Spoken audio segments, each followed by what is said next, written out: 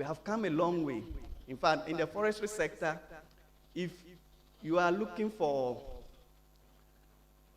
people to employ, UNER is always thought of.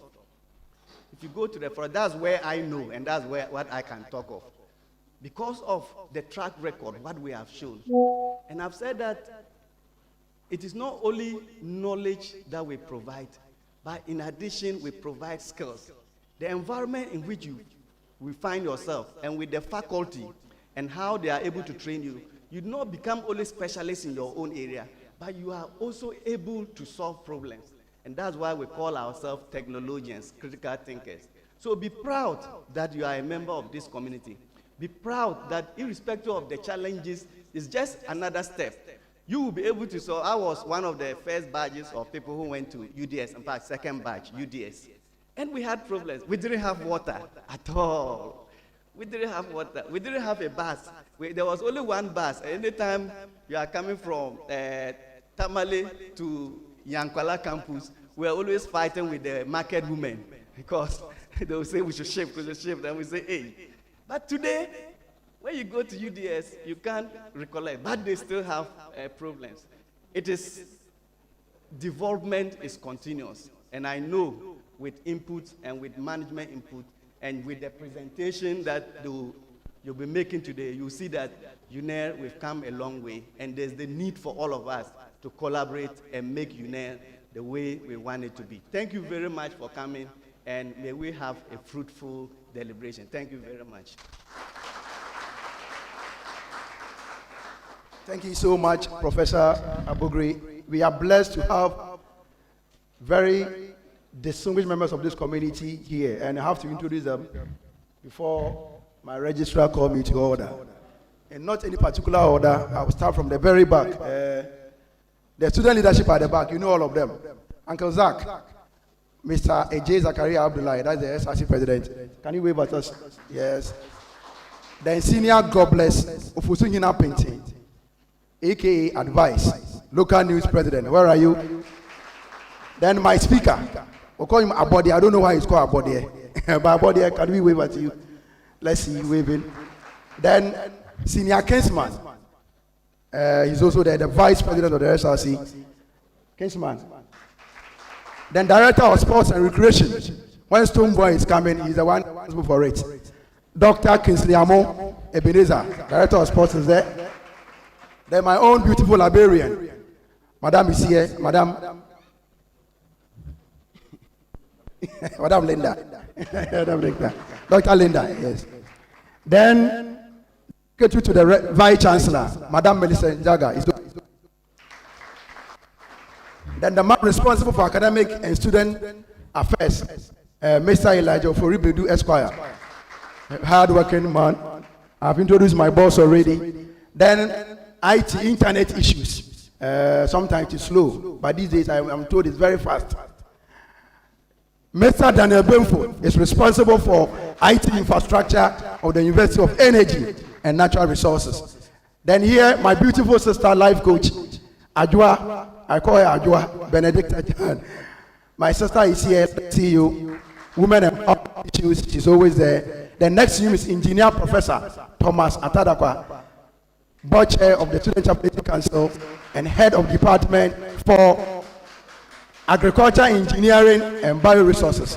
Thank you so much, my boss. Then Sir Martin Dunphy is also here, head of department for Earth Observation Research Innovation Center.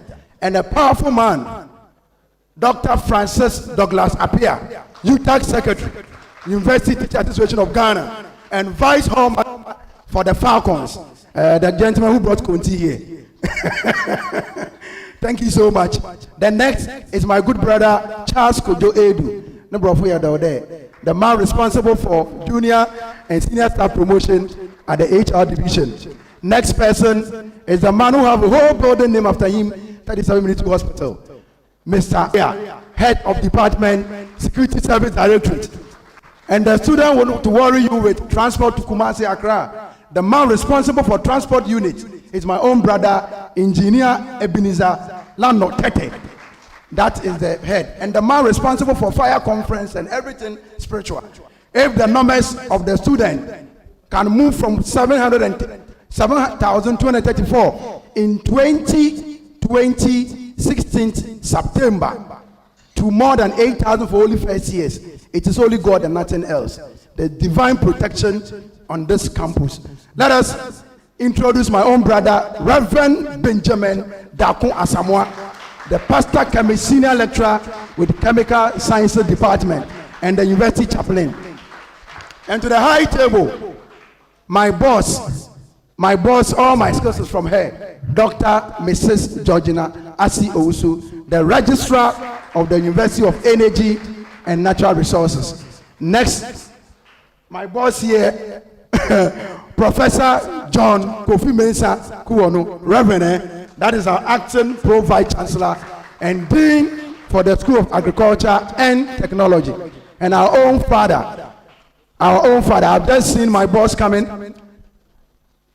My own father and our father, the man who was adjudged as 2024 the most respected public university vice chancellor, the vice chair of vice chancellors, and the vice chancellor of the University of Energy and Natural Resources, PhD technologian, Professor Elvis Ataribediako. That is the vice chancellor of the University of Energy and Natural Resources. Thank you so much. On that note, Senior Governors Ofosuhin Apintin, local news president, come over, give us a brief remarks, and then we hand over to Zachariah Abdullahi, SRC president. Thank you so much.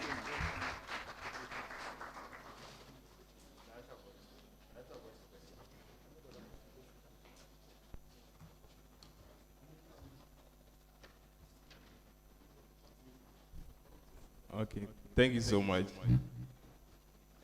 Fellow students, with all protocol observed, thank you so much for making it to this organization. So as Mr. Hayford has already said, I'm the local news president, so I would like to briefly walk you through, for instance, our freshers who are within our midst. I would like to brief you on some of the work that local news does. So when we were in high school, I think most of the times what we knew back then was the SRC. But then when you come to the university, we have the representative of the National Union of Ghana Students. So we are a body that is representing the national organization in this university. So we have several activities that we do. The first on the list is the student loan assistance. So I think during the orientation, you heard about student loan registration, and then for the first year, for instance, the no fee stress, which is currently ongoing.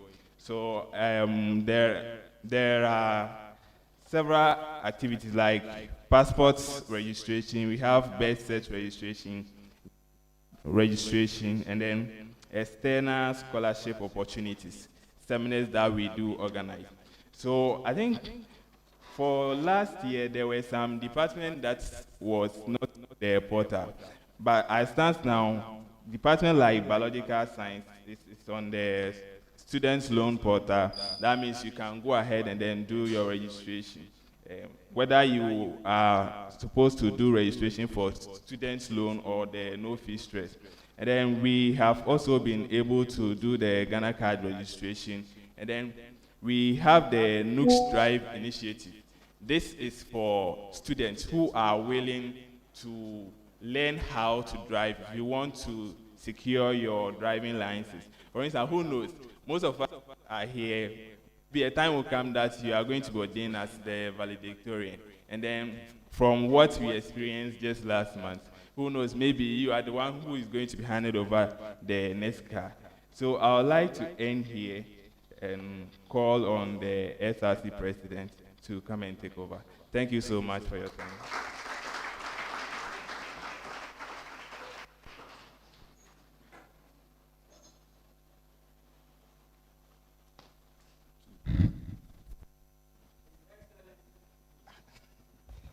Thank you very much. Standing on existing protocols, my name is Abdullahi J. Zakaria, the SRC president. And my boss, the Dean of Students, have said a lot. So I'll just add some few words. And besides, I'm fasting, so I don't need to talk late. Okay, so we are happy to be here today. This is the first of its kind. And I must commend the leadership and management of the university for introducing this important initiative, the Student Forum, where students have the opportunity to engage with management, ask questions, issues that concern them, and also listen to management responses. This platform will help clear doubts, correct misconceptions, and provide a better understanding of certain procedures and decisions of the university's management. It will also enlighten students on the efforts management is making to improve the university and create a better environment for all of us. For this, we are truly grateful. Personally, I'm very grateful for this initiative. We hope this will not be the last engagement. We believe it will continue so that from time to time, students will always have the opportunity to interact with management and seek clarifications on matters affecting them. Now is your time. What is bothering you? What do you want to know? Ask your questions. Management is here and ready to listen and respond. And my colleagues and I are ready to ask our questions, and we trust that by the end of this engagement, everyone will leave with clarity. We will also be able to communicate the responses from management to our colleagues who are not present. Remember, you are leaders. If you are a course rep, you are a leader of your class. If you are a departmental president, you are a leader of your department. If you are a school president, you are a leader of your school. Therefore, ensure that the information shared here reaches the people you represent, so that together we can all understand and appreciate the efforts management is making to ensure our stay on campus is peaceful, smooth, and academically successful. Let us all participate. Do not hide your questions. Ask freely, and management will respond. Thank you very much, and I wish us all a fruitful and enjoyable program. Thank you. Thank you so much, Mr. President and advice. Quick takeaway. The Student Loan Trust Fund is giving you free money. Those in first year, kindly support us to be able to subscribe to that policy. Very good one. It's money, free money from the government of Ghana. It's not free money, free loan. No profit. It's loan that you pay. So kindly make sure you subscribe immediately. Thank you so much. We want to take a presentation from one of the reputable centers here, the Earth Observation Research Innovation Center. The great gentleman to do the presentation is my own brother, Engineer Nana Nkwase. Very great man here. Take your time. Takes about 5 to 10 minute presentation. Thereafter, we will listen to a great speech from the Vice Chancellor. So let us welcome him.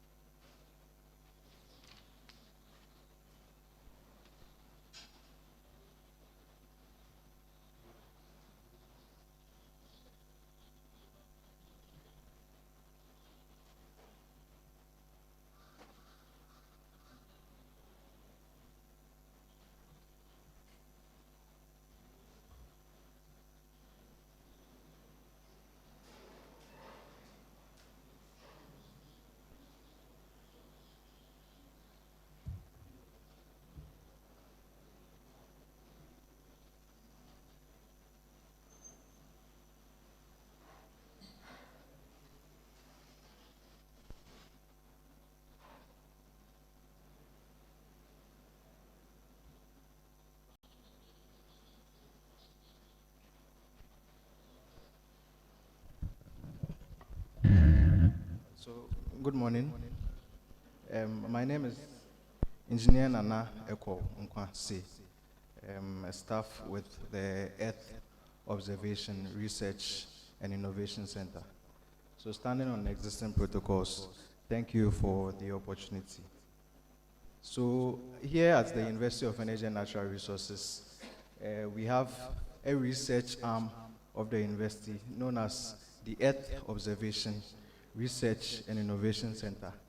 Usually when you come around, we pronounce that as YORIC, E-O-R-I-C, which we pronounce as YORIC.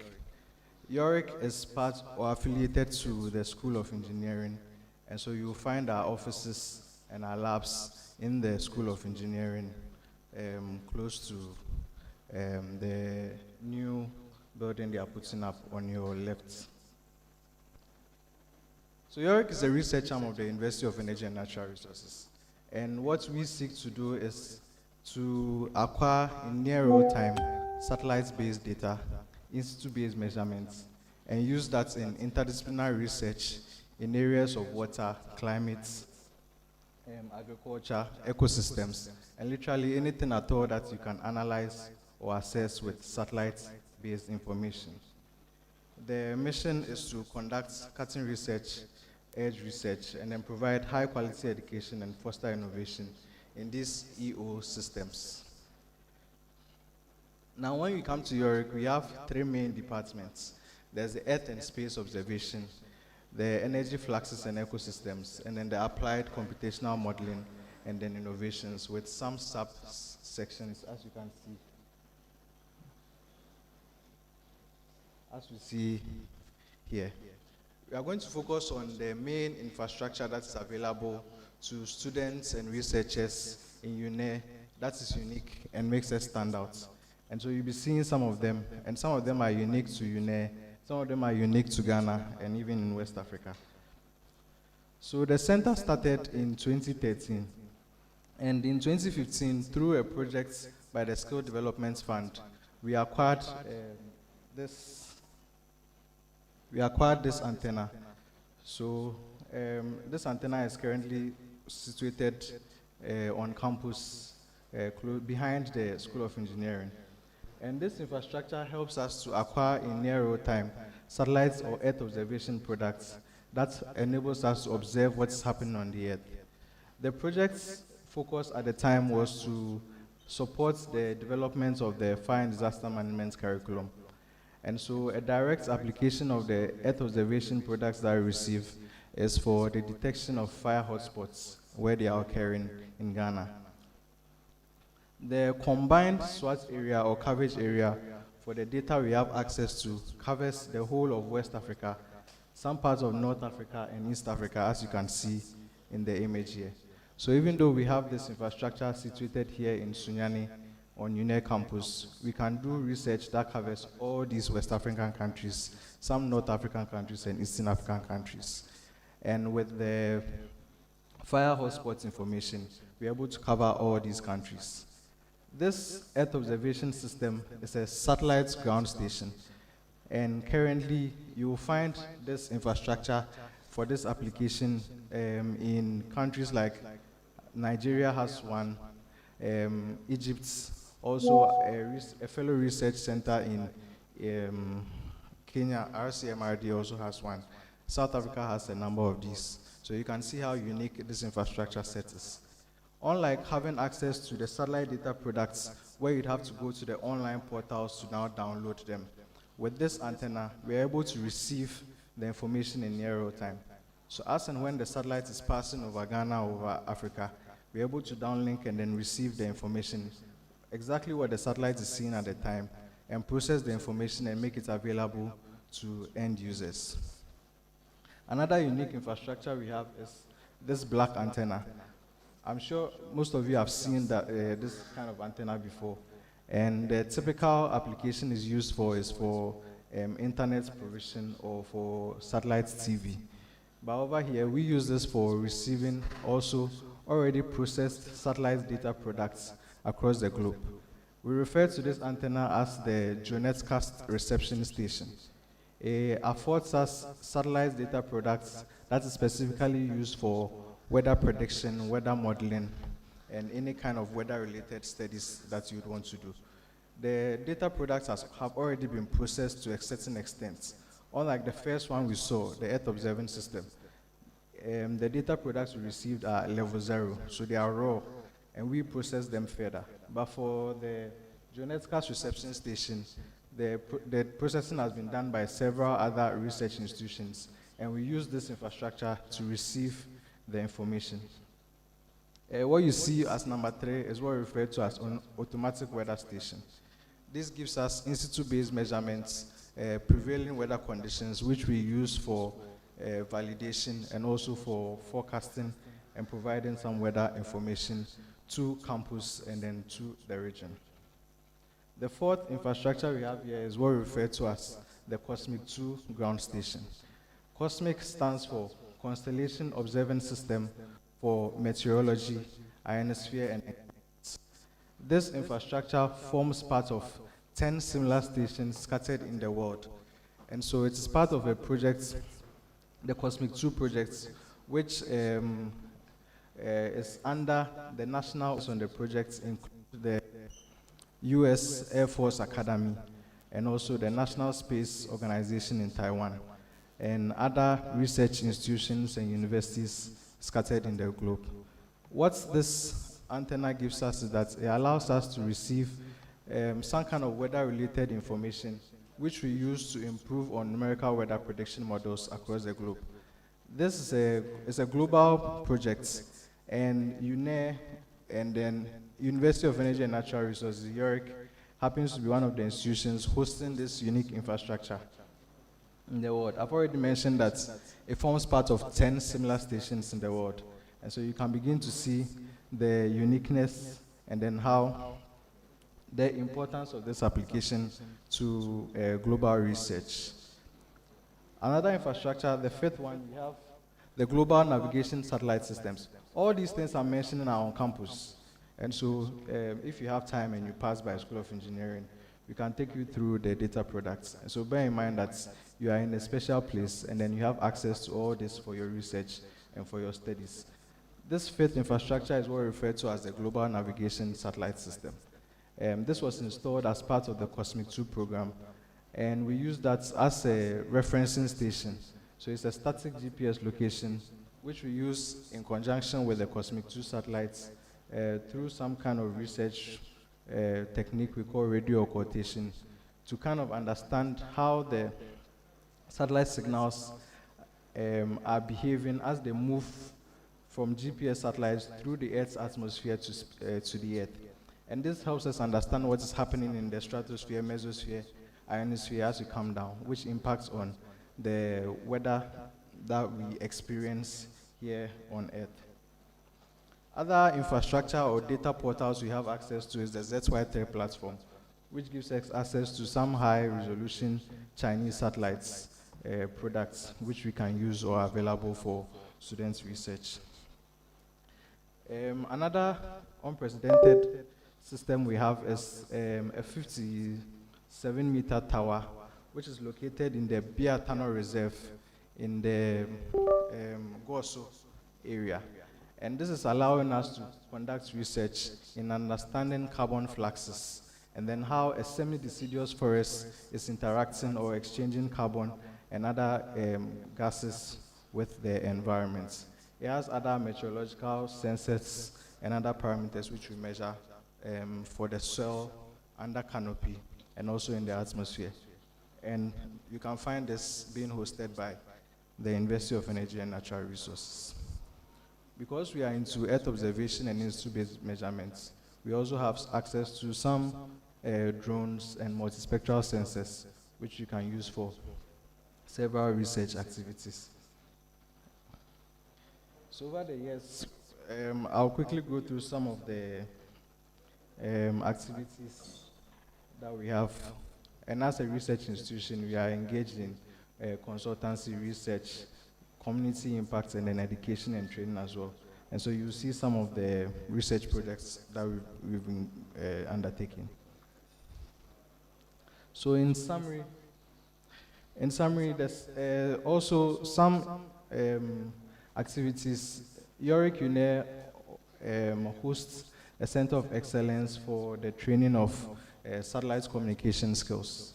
And so we have a SATCOM certification course with other programs with a well-staffed lab that you can use for upgrading your skills in satellite communications. So satellite communications is basically the installation of these ground antennas that I've seen, how you do advanced VSAT installation.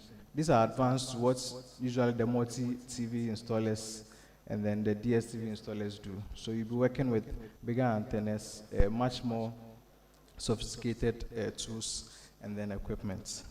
The center also, I mentioned that we have the Earth observation system. So we developed what we call the Advanced Virtual Fire Information System, which feeds farmers and then farmers, stakeholders, and then the relevant agencies with disaster information on fires and also weather information.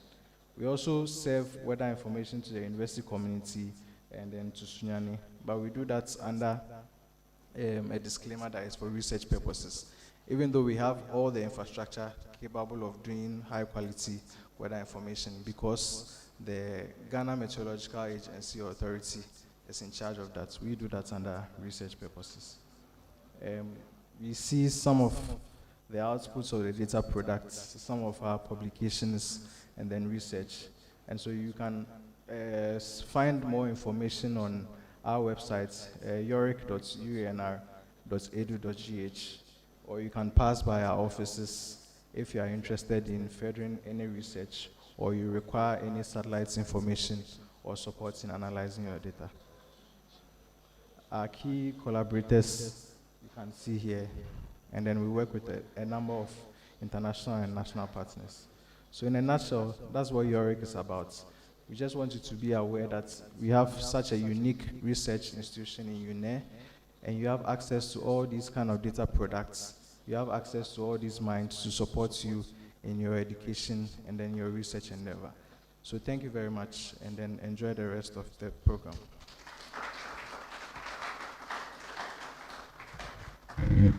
Thank you so much, Engineer C. Our student, this is a center, the Center for Earth Observation Research Innovation. So I've been told that we are live on UNEL TV and Greener FM as well, Facebook, YouTube. Your friends can join us. That is very important. Let's take this one away. That center is here, and I've seen some students working there. A lot of opportunity there. I remember we are the first institution in Ghana to have hosted what we call the United Nations Outer Space Affairs from 7th to 11th of May 2022 at Alisa Hotel. And that is the University of Energy and Natural Resources. Our story inside the world and shake the tertiary ecosystem. The University of Energy is the University of Energy and Natural Resources indeed. The only University of Energy and Natural Resources in the whole of Africa. There's no university in Africa with that unique mandate. And I remember in 2024, 15th of May, my president, your president, President John Dramani Mahama, indicated that his policy for artisanal mining policy was delivered at Sheila Executive Lodge at the 3rd Transformational Dialogue organized by the School of Mines and Built Environment. That is the University of Energy and Natural Resources. On this note, I want to invite our father, the Vice Chancellor, take notes, who is helping us to develop rapidly. Professor Elvis Asabediako is not just any other professor, but the Vice Chancellor of the University of Energy and Natural Resources. Thank you so much, Prof.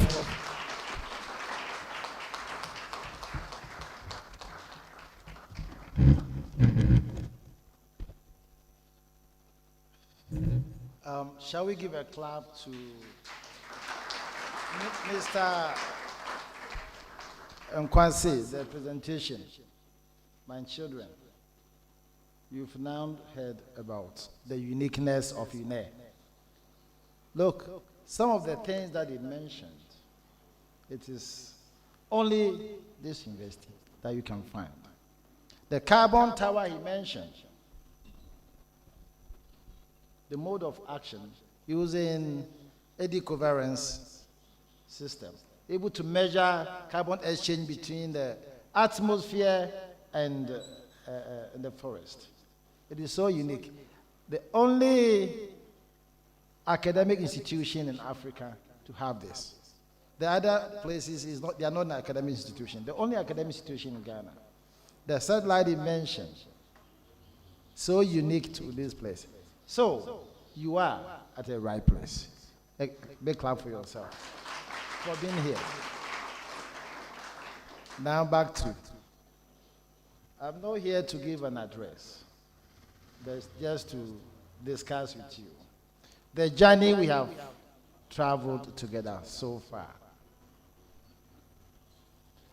The Pro-Vice Chancellor, Professor John Kofi Mensah Kuonu, Registrar Dr. Mrs. Asi Owusu, Deans, Directors, Center Heads, Senior Members, LSRC, Local News, WUCOM, Executive President, Executive. Let me emphasize on the Dean of Students and Executive. Students, media, good morning.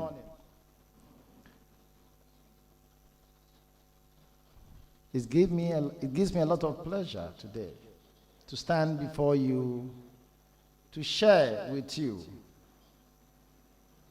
how far we've come together, and to also find out your key concern, so that we can continue to move together, because the university belongs to you. Technologians. Hey, your affiliations, your slogan. I want to say technology. What do you say? In fact, after this, you have to address your people. So, the university belongs to you. That's the fact. You will ever remain the alma mater of this university.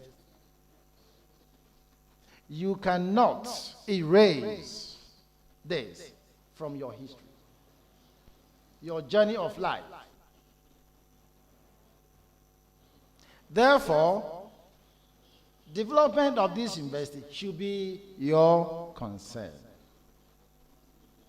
I am just the chief servant.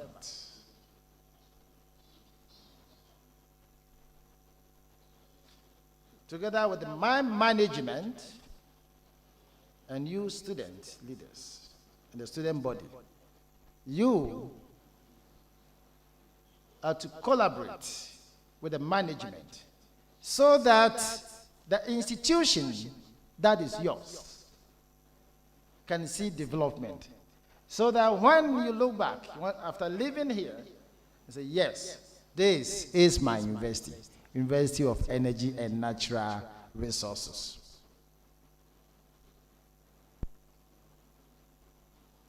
And this is what I really appreciate. And that is why students are so dear to my heart. Let me use this occasion to thank the Dean of Students and your team for organizing such a forum. I'm told this forum will be done every semester, so that we continue to share together our development, our challenges, and how together we can fix the challenges, so that your university, my university, our university can be university of choice.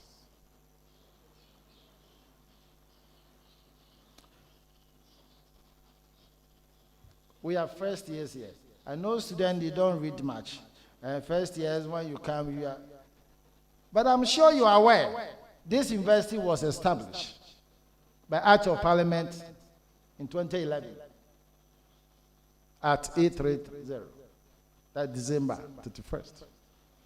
And then started operation.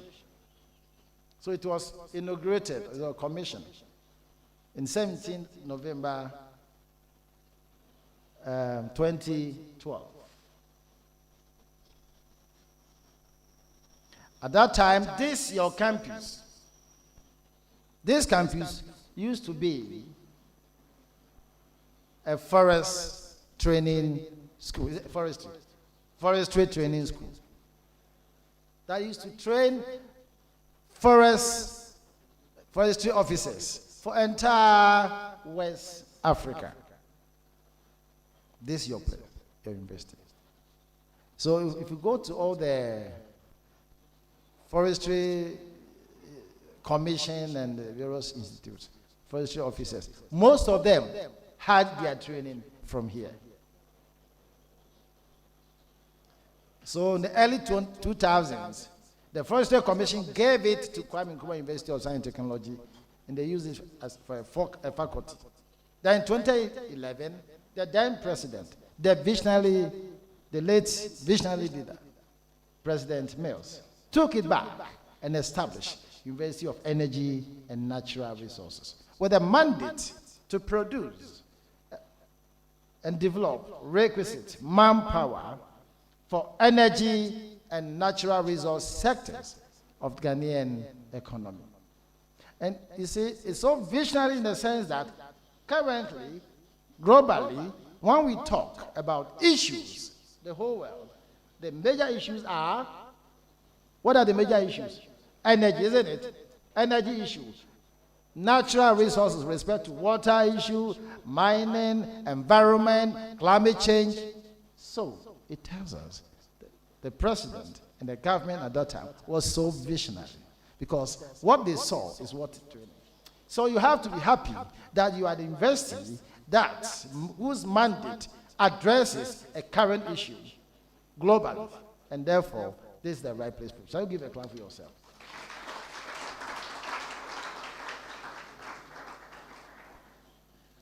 So, the university was commissioned in 2012 with 154 students. 2 schools, School of Engineering and School of Natural Resources. 154. The first Vice Chancellor's name. Can anybody tell me? What's the name of the first Vice Chancellor? Lady. No, you don't know. Yes, who can tell me? Professor Mrs. A.C. Ewua. From 2012 to 2016. Then, the second Vice Chancellor. A name? What's the name of the second Vice Chancellor? Oh, you have not read yet. You have to read. The second Vice Chancellor, Professor Harrison Kwame Dapa, from 2016 to 2020. Who's the name of the third Vice Chancellor? Yes. The name of the third Vice Chancellor. What's the name of the third Vice Chancellor? The third Vice Chancellor.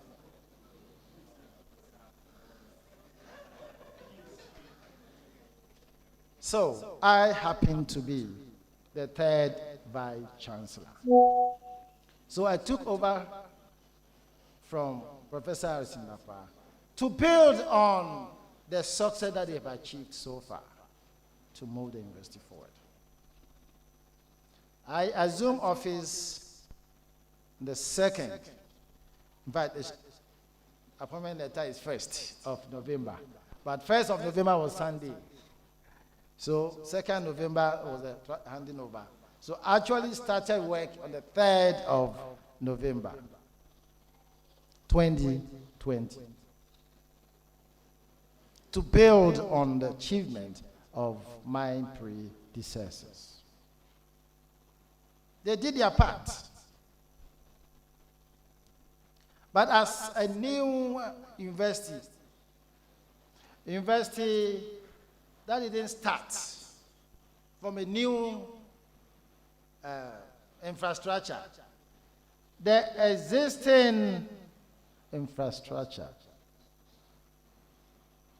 was just handed over to them to start. So it will surprise you to know our administration block was a dormitory. I'm sure some of you, if I've heard some of you complain, that come from some of the universities, this is the administration block there. Even my secondary school administration block is better than that. I'm sure some of you have said that because I've heard some saying it. But this university, don't mind the body, mind the engine, because we are doing so well. But even that, together, we are changing the status quo, because the university belongs to you. So, my student, what have you done so far? As I've mentioned, with respect to a new institution, challenges are there. And when I assumed office, despite the achievement, there were a lot of challenges. And there are still challenges. And challenges will continue to be there. But challenges are there to be surmounted. Because every winner, a leader, supposed to encounter challenges, but you have to overcome it. But together, we overcome. One key challenge that we have been experienced or are encouraged, we so experience it, is infrastructure. So, the lecture theaters were not there, inadequate lecture theaters, inadequate lecture theaters, inadequate lecture theaters and corresponding what? Chairs. Inadequate halls. Look, at times, when I look at where some of you are sleeping, if you look at our population, it tells me most of you are staying in the diaspora, and where some of you are, staying, my heart bleeds.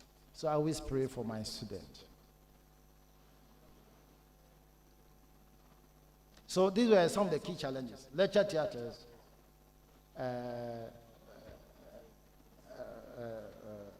accommodation. These were key issues. Our library facility were inadequate.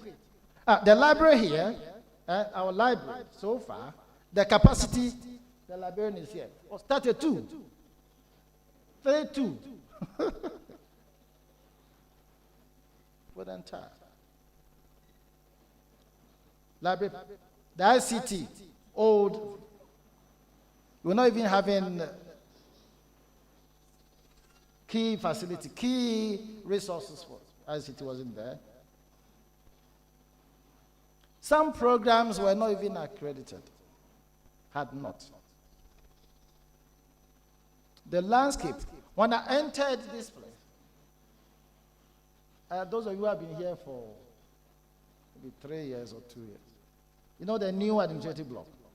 You see, one major concern, infrastructure, a lot of uncompleted buildings. You can still see them. A common gate started in 2013 or 2014, had not been. And in front of that gate were a lot of debris and this, weeds. Some of the places, contractors always have a makeshift facility.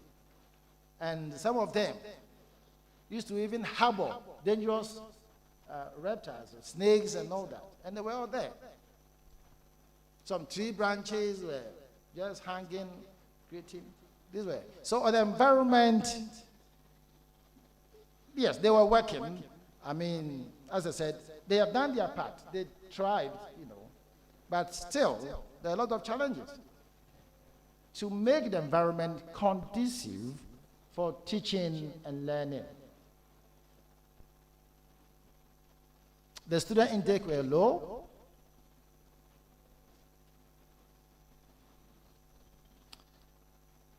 Security were inadequate. There are a lot of security challenges. I'm not saying we have overcome, we have solved, but these were challenges that we of course, our road, not tarred. These were some of the challenges that we encountered. In fact, going around the campus when I Zoom office and ask myself, why? A lot of infrastructure uncompleted. What is the main cause for this? So I said to Chancellor, this is not normal. Because I've been to other universities. I was a dean at a particular university before coming. But here it appears we have a lot of, if you go to the Doma campus, the new campus they are putting up. What is wrong? So I told Chaplain, no. We believe in taking action, physically and all that. But this goes beyond. Let us pray. That is why we started with prayers. This Thursday morning prayers was instituted so that whilst you are working physically, tactically, strategically together, then the spiritual aspect. And ever since, from 2021 till now, we've been having these Thursday prayers in the morning. And indeed, God has been very grateful. We are going to look at what we've been able to do together. One of the things that I observed when I Zoom office is that we were not getting support enough from government at that time. Apart from money to pay salaries, we have to rely on the fees that you pay. Yet the student numbers were also not enough. When I Zoom office in November 2020, your population, according to GTech report, was 7,200, and I think Clark mentioned it, 200 and something. So just about 7,200 plus. So this was also a challenge. But I realized that we need to get funds. If you are not getting from government, what do? I'll take a lot of us. So I personally, together with management, have made a lot of effort to try and address some of this. But I must commend the student bodies here. The SLC, GRASAC, Nukes. Shall we give a clap for you? In fact, all of you, student bodies, give a clap. I've been saying that when it comes to development, you are our number one partner for development. We are going to find out how. I mentioned the library facility. Space, just 32 space. Close to the current administrative block, you can see that building there, which some of you are using. We call it library. Library, the new library. It started around 2015 or so. They are still not be completed. But within that, there's a big building. So what we have done as management, we have developed this within that building, a library within library. And that one uses about 107 sitting capacity library. And I'm sure you all been there. So, whilst waiting for government, this is what we have done. Using our IGF, and IGF is the money, the school fees that you pay, we'll be able to establish this library. And not only that, that is why I'm so thankful to SLC. There are two halls, halls 1 and hall 2. There were rooms, reading rooms, that have been converted into libraries. Hall 1 has a library capacity of how much? Okay, Hall 2 for women. About 40, Hall 2, and then Hall 1. Right, so what I'm trying to say is that both Hall 1 and Hall 2, through SRC, I think it's correct. Good. SRC has helped in developing, library facilities. So we have established library facility. So when the entire capacity was 32, what we came to inherit, together with SRC, we have now increased the capacity, whilst we are working to improve. As I speak to you now, the work director is here. We have now secured financial clearance for the contractor to come back to the new library, to convert it.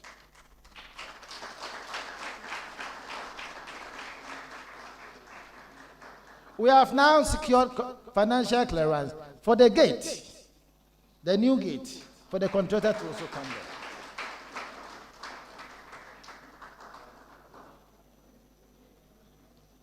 The lecture theatres, we have now secured financial clearance. Those at Doma, we have one block made up of 8 lecture theatres. If you check, the completion rate is about 80%. The entire environment has not been well landscaped. We have now secured financial clearance for the contractor to complete the entire building. Then in front of it is a library and offices for the lecturers. We have also secured clearance, financial clearance, for the contractor to also go. And so we hope that, I'm sure by end of this year, all the uncompleted structures at the Omar campus, because each of them comes with the environment, the external work, we're able to see a nice campus at the Omar. We are also, in fact, we have given the library, there's a reading room at Doma, we are giving it on contract. But award was given, I think, Monday or so, for the contractor to also expand and modernize the library at Doma. That is a temporary library, because the actual library will be the new campus, one of the uncompleted facility. So and not only that, SRC has also put up what is the name? The eatery. The cafeteria at Doma for the students. So have you seen when I say that? SRC is a major partner for development of our university. I'm not surprised because they appreciate the fact that the university is growing, is coming, but it's fraught with a lot of challenges. But they have seen that the university is theirs, and therefore they decided to support management to develop the university. Once again, a big clap for SRC. If I say SRC, I mean the entire student body. So when we assume office, the cafeteria here too have been shut down, have been closed down. The cafeteria here, you can see here, have been closed down. So we have to renovate it, and now it is operational. These are things that we are doing to ensure that students, I only mention those that affect student welfare. The security, we said security was an issue, but we have come far. Together with alumni, SRC, we have improved the security. The head of security is here. They did not even have office for the security. Now, walkie-talkie for the security staff. Alumni have procured walkie-talkie for them. The university have procured motorbikes, one for Sunyane and one for Doma. We have also given them a vehicle, even though it's not a new one, for patrol, to enhance patrol. And if you were here last 3 years, was it 2 years? The IGP visited us and promised, and of course delivered 4 motorbikes to be used by police personnel to augment the security patrol of the university. And ever since, the security issue has died down. We are not saying, you know, criminals are very smart. So, but it has improved tremendously. If you listen to advice from management, security tips, we're able to curtail entirely our security challenges. But we have improved. These are some of the things that we've done together. Our uniform, even the uniform, most of the security people were not even having uniform. Now, nice uniform. My next presentation, next meeting, will show you the pictures of all this. So it tells you we are working together. Establishment of institutional advancement alumni relation and alumni relation. These are key things that we need to do. It was not in place for this university. So we brought it, and this ever since they have collaborated with the alumni office, and it has really helped improve our alumni relation.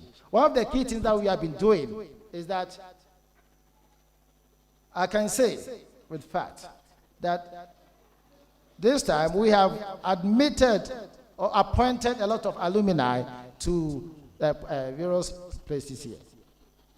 An alumni president, I'm sure you can testify to that. As a president, I hope you are aware of that. In terms of appointment, because we observe, when I observe that some of the staff, they come here, you are using your the few clearance that you have to appoint them, then they go to other place. I said, no. For alumni, the university belongs to them. The student, they belong to you. As a result of that, we decided now to appoint a lot of old students. So now when you finish, some of you will get the opportunity to work here. And that's what we've been doing. Because we appreciate the fact that the university is yours. So when you appoint an alumni, they will not leave you and go to other universities. Because they will ensure that they will support for the development of the university.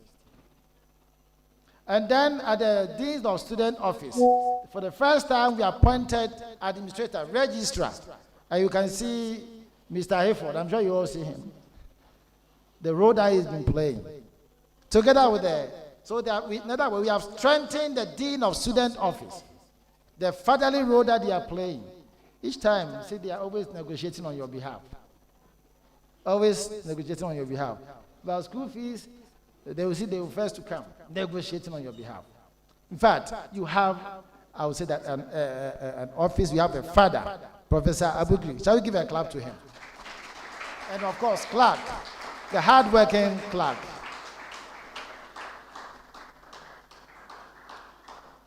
We just want you to know what we've been doing so far. What we've been doing so far. Especially when it comes to school fees, we're able to allow you to pay part and all that. It's all means. Then we also established what we call Grounds and Garden Department. Grounds and Garden. I mentioned that our environment was not so conducive. To do that, it means we have to be deliberate about that. And so we appointed Grounds and Garden, and you can testify, those who have been here before, our environment has improved tremendously. We believe in creating congenial environment for teaching and learning, and that's what we are trying to do. And that is something that we are.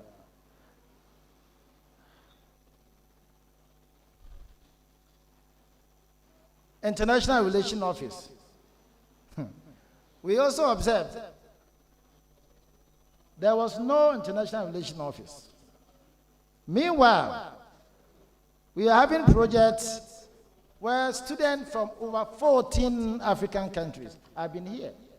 But there was no International Relations Office. The first time I met with them, they have issues, a lot of issues. Issues with renewal of their visa and all that. So we established International Relations Office. Is Professor Kaboba here? The first, and ever since, their issues has actually been managed. So this was done to ensure that students will go through their studies seamlessly without much problem. So the International Relations Office was established for that. Not only that, we want to produce students. In fact, UNER students are so unique. Wherever they meet, in fact, anytime we meet with students from other institutions, we're able to outperform them. But that is true. Why? Because we believe in things. One of the things that we say we should ensure is that entrepreneurship is supposed to be incorporated in all their programs. But not only that, we established Center for Skills Enhancement. I think we need to strengthen that now more. And because you realize that it is not only what you learn, your qualification. These days, it is not only your qualification that can find you a job. Go to some of the banks and other places. Check the managers. The person might not have done anything on finances or accounting. Right? Some of the people who go around internationally, giving workshops, seminars, check the area where they are specializing and their qualification. They are not the same. It's about their interest. So we have skills enhancement. We observed that when we're going through interview appointment, even how to write CV was a problem. How to write appointment letter was a problem. And all that. The PowerPoint presentation was a problem. So we said we should establish such a center so that we can coordinate and help students, in these areas. So we have Center for Skills. Now we are changing it from skills to skills and talent development. There are several talents. You heard the other time, we have UNER student going to Ghana would be beautiful. And what actually excites me is that when we spoke with somebody in Tema about this university, during outreach, he said the first time he heard about the university is when he watched this Ghana Most Beautiful. And our student was introducing herself and mentioned UNER.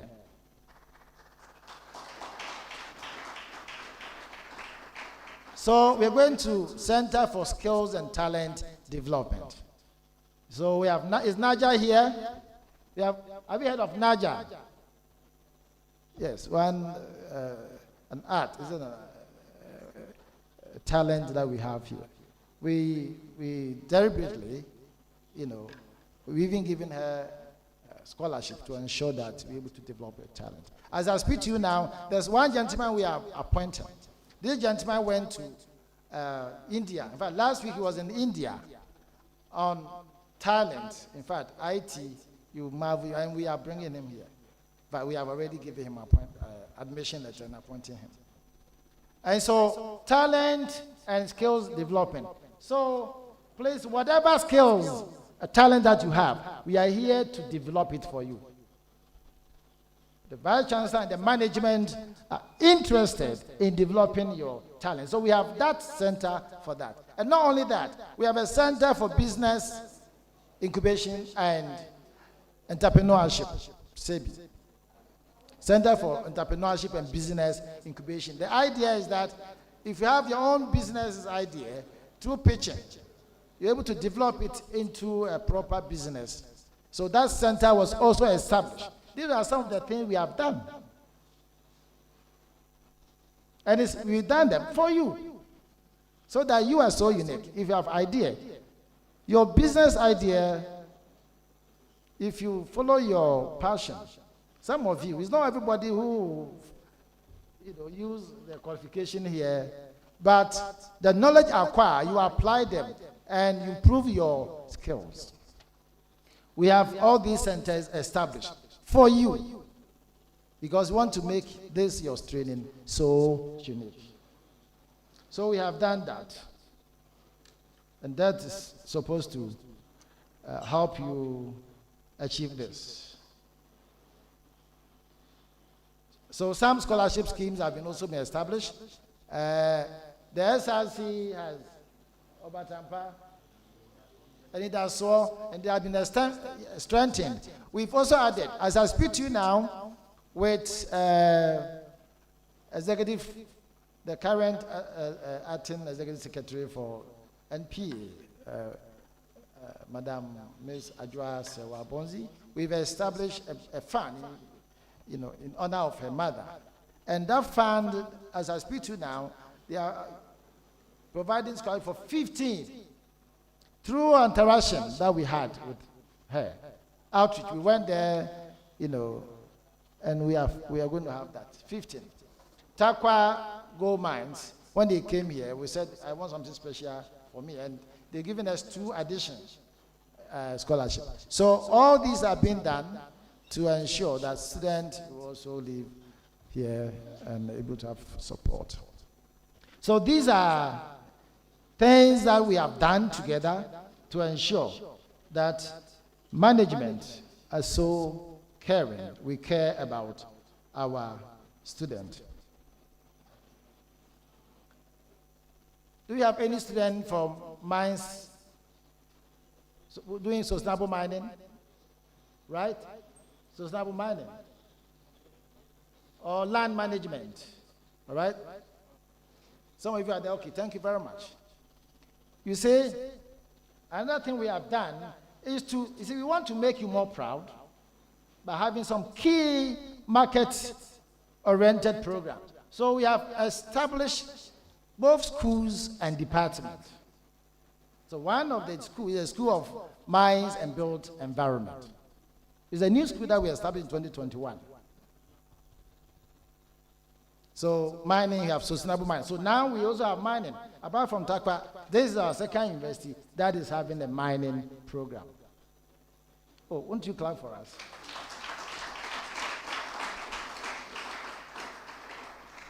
You have sustainable land management. Even the sustainable land management, when we started, land degradation neutrality program, we have a scholarship for it. So these are some of the things. Sustainable mining, not only sustainable mining, land management and all that. We even want to introduce architecture. We are working towards it. We have increased the number of departments. So far, we've added about 14 new departments. Adding departments, we have also added more programs, market-oriented programs. If you go to Domar campus, we have 2 schools, School of Geoscience and School of Agriculture and Technology. School of Agriculture and Technology had only 2 departments. Department of Horticulture and Crop Production and Department of Agribusiness and Economics. Now we have added Department of Food Technology. We have added Department of Animal Science. We have now split Econs and Agribusiness into 2 separate. And in addition, we have added research, agricultural research and production farm to it. So 5 departments plus a center. We have increased, we expanded this way. Within our capacity, that is what we're able to do. And it gives a chance for more students to be able to come and get, because our training here is so unique. So by expanding, instead of going somewhere and fee paying, we have made this available. We have created more programs, market-oriented, so unique, so that you can also come here and have your training without having to pay for this fee paying and all that. This we have done.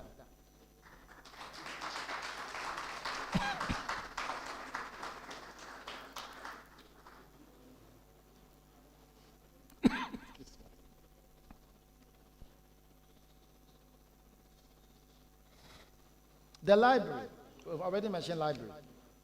ICT. I told you ICT was also an issue. But together, through a project, E-Transform project, we resourced about $900,000, and we have modernized our ICT, our data center. Yes, the size of the data center is small. We are working towards putting up a big one, but we have modernized it. The staff that were using their own laptops. We have secured 7 state-of-the-art laptops, quality ones for them, and the infrastructure. And ICT data is here. We've moved from 3G to, in terms of bandwidth, now it is even faster, I'm telling you the truth. We have improvement is so much. And must thank SRC.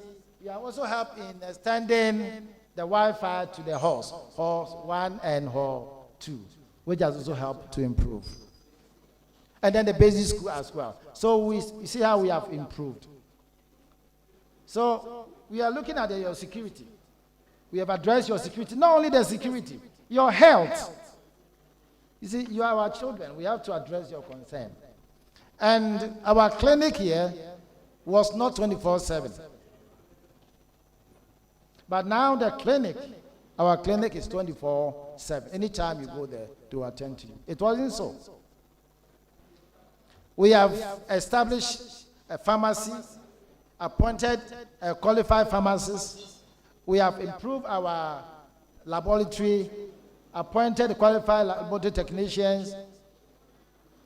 Now we are running, in fact, we are now even running, and it's registered. Now, health insurance. So I hope that you've all registered. So in terms of health aspects, we've also improved.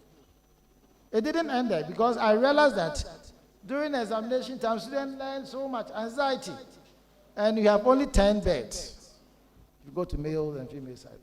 So the objective, management decided to go and look for opportunity and expand. So as you can see, we are putting up a new hospital. I'm sure you are all aware.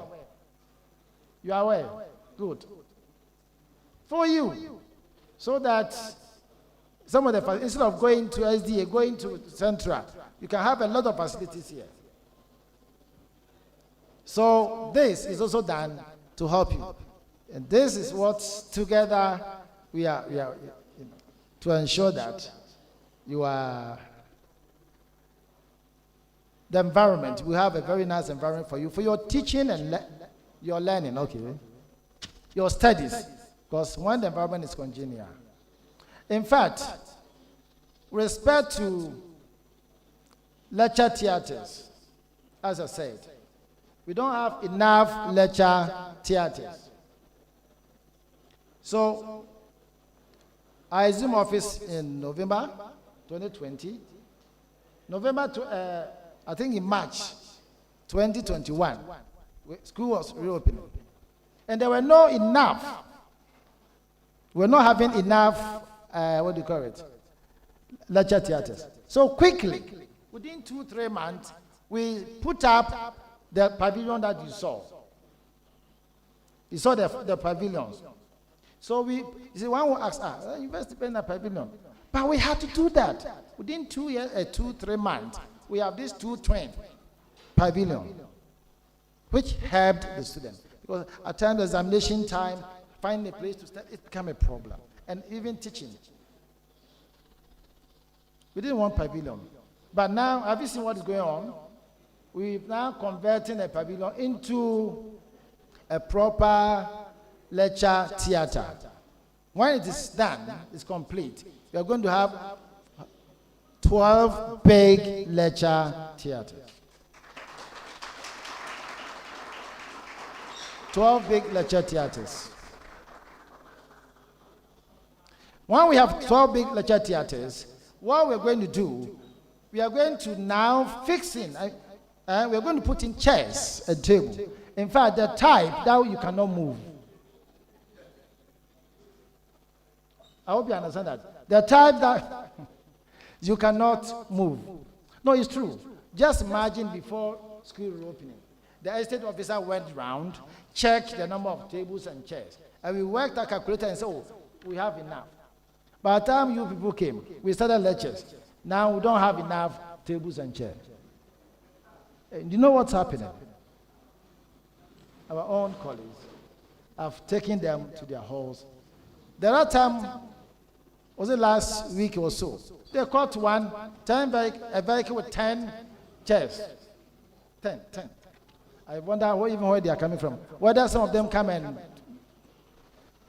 go and sell, we can't tell. My student, This problem, we are not the only one. No. It used to be a problem at K University. It used to be a problem at UCC. It used to be a problem at almost all the universities when they started. I attended UCC. The villages around UCC, if you go there, you see the tables and chairs from the university. So they all learn lessons from that.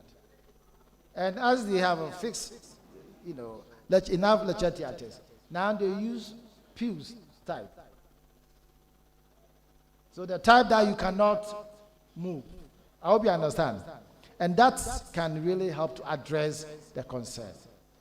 Because other than that, the number of times we have bought tables and chairs. 2022, I was supposed to go to Israel for a training program, as a leadership training program. We calculated the amount. And the university, we realized that we needed money for we needed some extra chairs.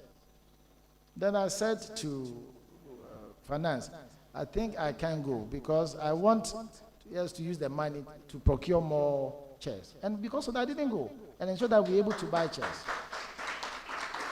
Finance director is here. You can ask him.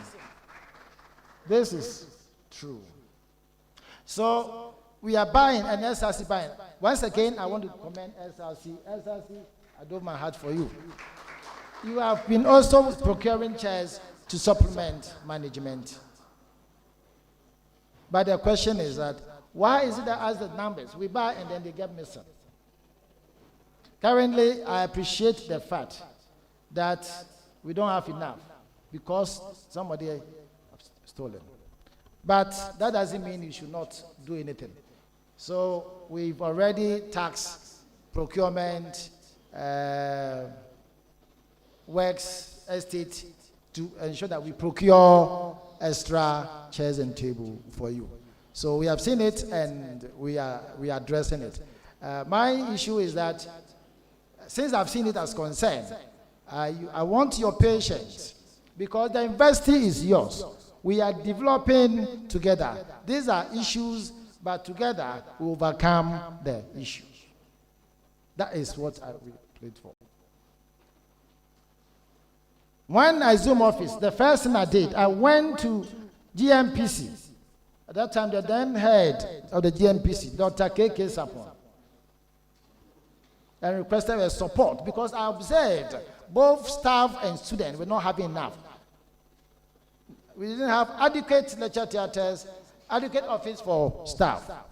So he agreed to give us, in fact, it was at that time, $2.657 million US support.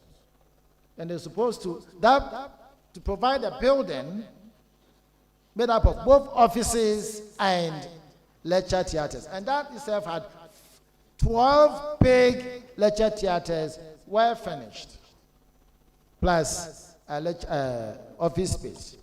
But DMBC decided to take over the procurement. If I say procurement, do you understand?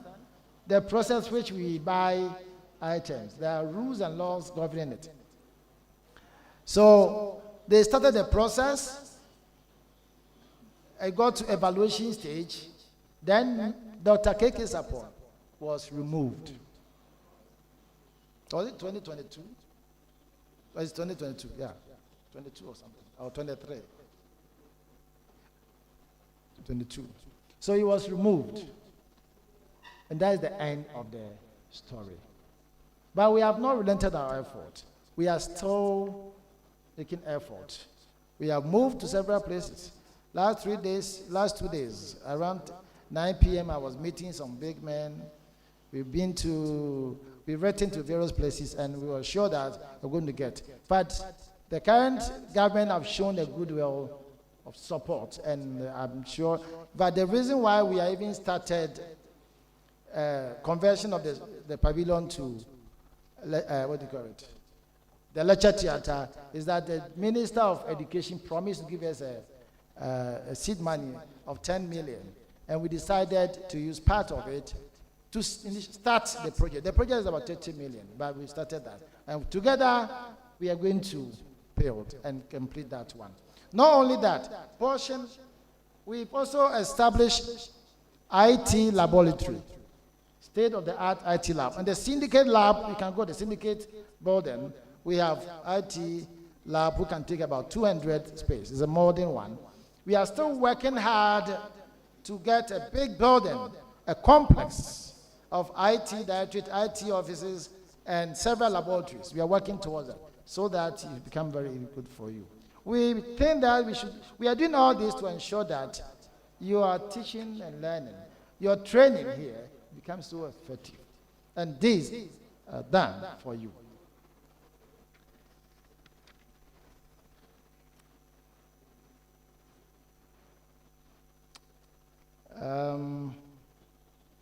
I think that I've said a lot.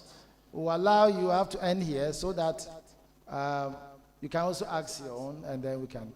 This is not the first time I've told you we are going to meet almost every semester. We'll meet so that you have any concern, please reserve them, okay? And note, my children, the university is yours, and do not do anything that will affect the system, your property. Now, one of the things that we are doing, I must mention that, I'll come. You look around and ask, a lot of things, the university look old, isn't it? Some of the facilities are so old. Because I said, this were a college which is, established maybe 20, 30 or so, years ago. So we need to do things, you are laughing, we are modernizing together. So you've seen that we are putting up a new administrative block, right? Because it's very important when you come around and people visit you from your colleagues and you want to find out. We have the RC's building, which is nice. The new administrative block, well, that's supposed to be the heart of the university. If you look at the number of caliber of people who have come here, if I want to meet SRC students alone at the council chamber, the current council chamber, if you sit, somebody can pass behind you. I'm sure you've been there before. You've been there before. You know the current council chamber? You don't know there? Okay. So it's very important that we do this to help you. So we are putting up a modern administrative block. And when we are done, you see, as you can see, currently the other management, finance director somewhere, audit somewhere, procurement somewhere, IT audit somewhere. If you want to, for effective management, you must have a building that houses all of them. Because that is the heart of the university. And we are working towards it. Hopefully, we were able to go in, I'm sure in a few months' time, we'll be able to move in there. That is one. And we had intention, because I know my students, they want a place to hang out. So we are putting up a business center, around the roundabout, near the sports complex, the sports authority, where you have the trees around. We have now we engage in a private person who is coming to develop. We're going to develop that place. We're going to have a filling station. We're going to have a mall, a saloon, the eatery, banks, and all that. We're going to have them here. And I'm sure we may start construction this year.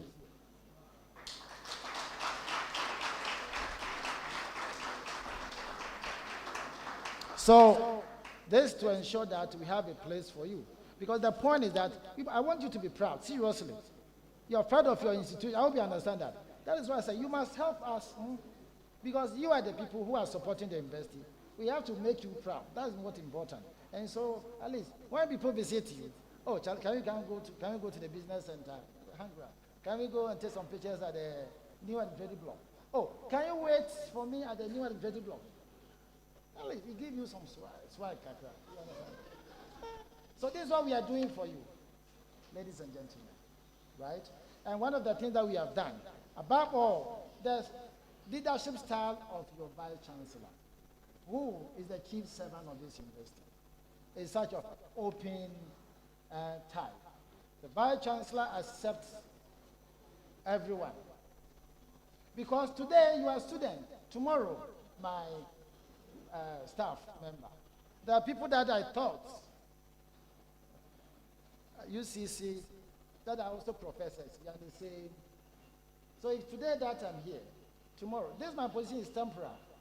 It is not a permanent position. I hope you understand that.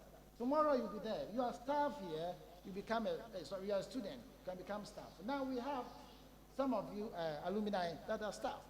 The media past alumni global president, engineer Louis Amankona, he has been president for some time, yes. He was a student here, and now a staff. There are others, yes. So that is what we want to do. We believe that today I'm a vice chancellor. When I'm done and I become a staff, some of you will also come up.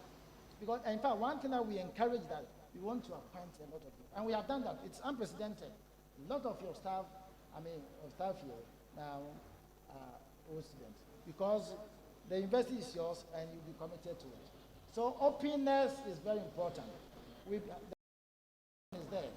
And therefore, if you have any concern, please, my doors are open. The SRC is there. The Dean of Student Office is there. Through them, you can always come. Before we assume office,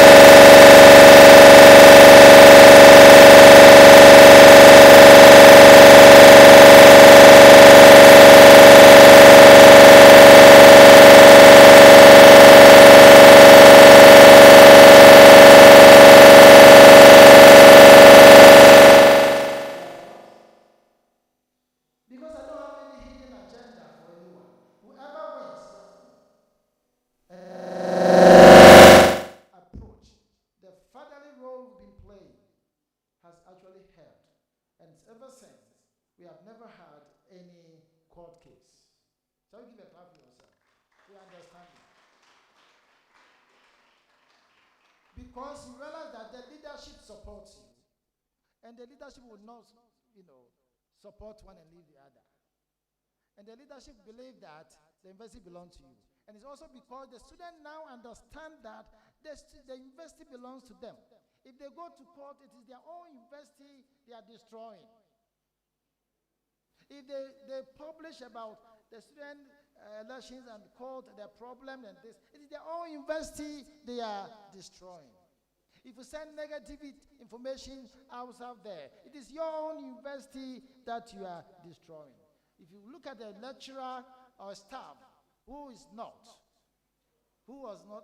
did not attend school here, and give you information that encourage you to take an action which is negative, you know what? They sit there and always look at, I Turkey there, UCC there, University of Ghana, and UDS. Then they are helping you to bring the name of your own university into disrepute. I hope you understand that. But I thank God my students here are so wise and supportive, because they know that whatever we are doing, please, we are doing it to support you. That's it. So it is something that I really appreciate. And so far, I want to really thank my management so far, and thank the SLC, various SLC president and executives, the local news executives, and then the WUCON, and everyone, the heads of departmental heads, you have reps or president, departmental president, and all that, for the support and for the peace and tranquility. And so far, the support you have given to us. Let's continue on to work together, because sky is the limit. Together, we develop UNER. You know, we have concern with the road. We are working on that seriously. We hope that the road issue, we have improved it somehow, but we're going to also, as I said, you can't see everything here. When you ask the question, we can also. So together, we develop UNER. Long live student body, Long live University of Energy and Natural Resources. Long live Bono region. Long live Ghana. Thank you very much. We can do better. Thank you so much, Prof. Vice Chancellor. Excellent presentation, fact, figures, the history. And I want to go by the motto of our university. It says that marvelous word. Our future shall be what? Marvelous, and make an incredible impact. The Vice Chancellor have a lot of things to share. One of the things that strike me and still want to talk about it is that management of this university are very good. Not long ago, there's a body that advise represent locally, the National Union of Ghana Students. He's the local chapter president. But the national level, for the past 2 years in succession, every year there is a student from University of Energy who is part of the National Union of Ghana. Let's clap for the University of Energy and Resources. And that great feat, I remember we had to attend 3 conferences to elect John Sikasiyame, who studied BSc Hospitality Management, and he served as the Development Secretary. Now Masiata is the National Wukom for National Union of Ghana today. The University of Energy is positioning itself as the preferred destination for leadership and the preferred destination to obtain a degree in Africa. We believe a University of Energy and Natural Resources, if you're overall best student, is going to be given a car. It doesn't happen anywhere. I don't see it. It doesn't come from, if it came from the old universities, they'll be making noise about it. You talk about it. Why don't you talk about it? You are an ambassador of the university. I saw the beautiful Falcon painting. I was wild. I was moved. It was intriguing. I took pictures. I shared it on Facebook, all over the place. What are you doing as a member of Falcon? You beg to stay in that particular hall. What are you doing to promote it? It is incumbent on us to stand up, own our history, appreciate it, and let the world know that the University of Energy is the best institution in this country. Thank you very much, Prof. Vice Chancellor. We have to introduce some senior members that have joined us. Senior Lawrence Tibiru Puntana Moba, the one responsible for estate organization. Senior Tibiru, are you around? Thank you very much for your great work. Then the man responsible for supervising projects, works and development director or directorate, Surveyor Khalid Mahmoud Diudin is also here. Thank you so much, Director of Works. Then the president of UTAC, University Teacher Association of Ghana, and coordinator for industrial attachment or university liaison officer. It's my boss here, Professor Gilbert, Engineer Professor Gilbert. He was with us. Me, I stepped out. So thank you so much, Prof. On that note, thank you very much. Thank you very much. Then we have alumni former president, global alumni president. He sat on council for 6 colossal years. Engineer Louis Ofori Amankona, a lecturer with the School of Energy. It's Engineer Louis here. He values students' life and he cares so much about students. Thank you so much. Then my brother from another mother, Senior Prosper Owusu Echao, with the Department of Agriculture and Bioresources Engineering, a member of the University Outreach and Sensitization Team, and a hall leader for the Falcons. Senior Prosper, wave at us. Okay, you are the back. Thank you so much. Any other person? So on that note, the floor, and my boss, Dr. Solomon Fofie, is he here? The director responsible for University Health Services Directorate. He joined us. My student, the first years, you are supposed to do health screening. The window is still there. From now up to 11th, 1st of March. If you don't do it, you don't qualify to be our student. My registrar is here, and she's aware. A circular came around yesterday. Make sure you go and do it immediately. If you are in course reps, inform the first years. You are supposed to do the screening before you enter the lecture theater. Thank you so much. On that note, the floor is open for suggestions, for inputs. And where is the microphone? Saint, the microphone. So the student speak, ask your questions, and we are good to answer them. Feel free, ask your questions, and the management team and our directors will do justice to it. You want to understand issues on Any other issue you want to talk about, kindly ask. We have just 15 minutes, 20 minutes, and you're out of here.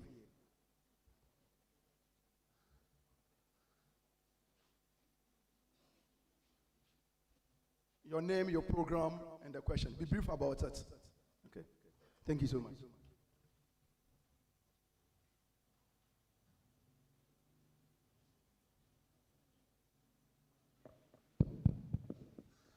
Thank you very much. My name is Kingsford Odro Dixon, a level 300 student at the Department of Fire Safety and Disaster Management. Please, I have 3 questions.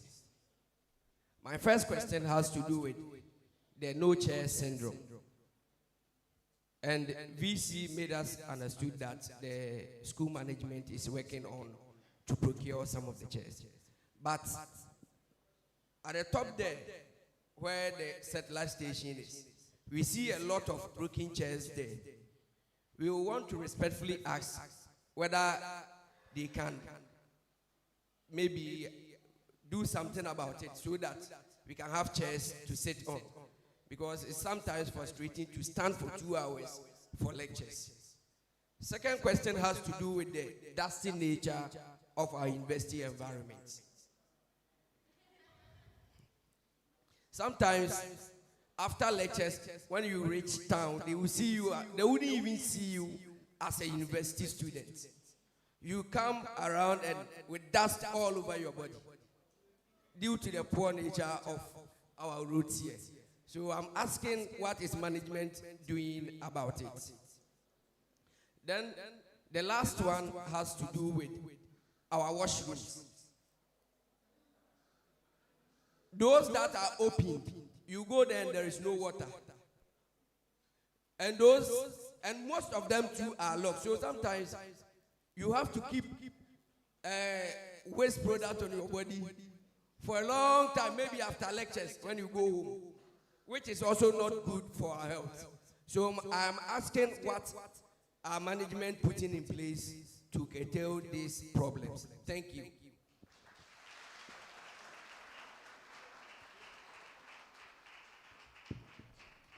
Next question. Okay, thank you very much.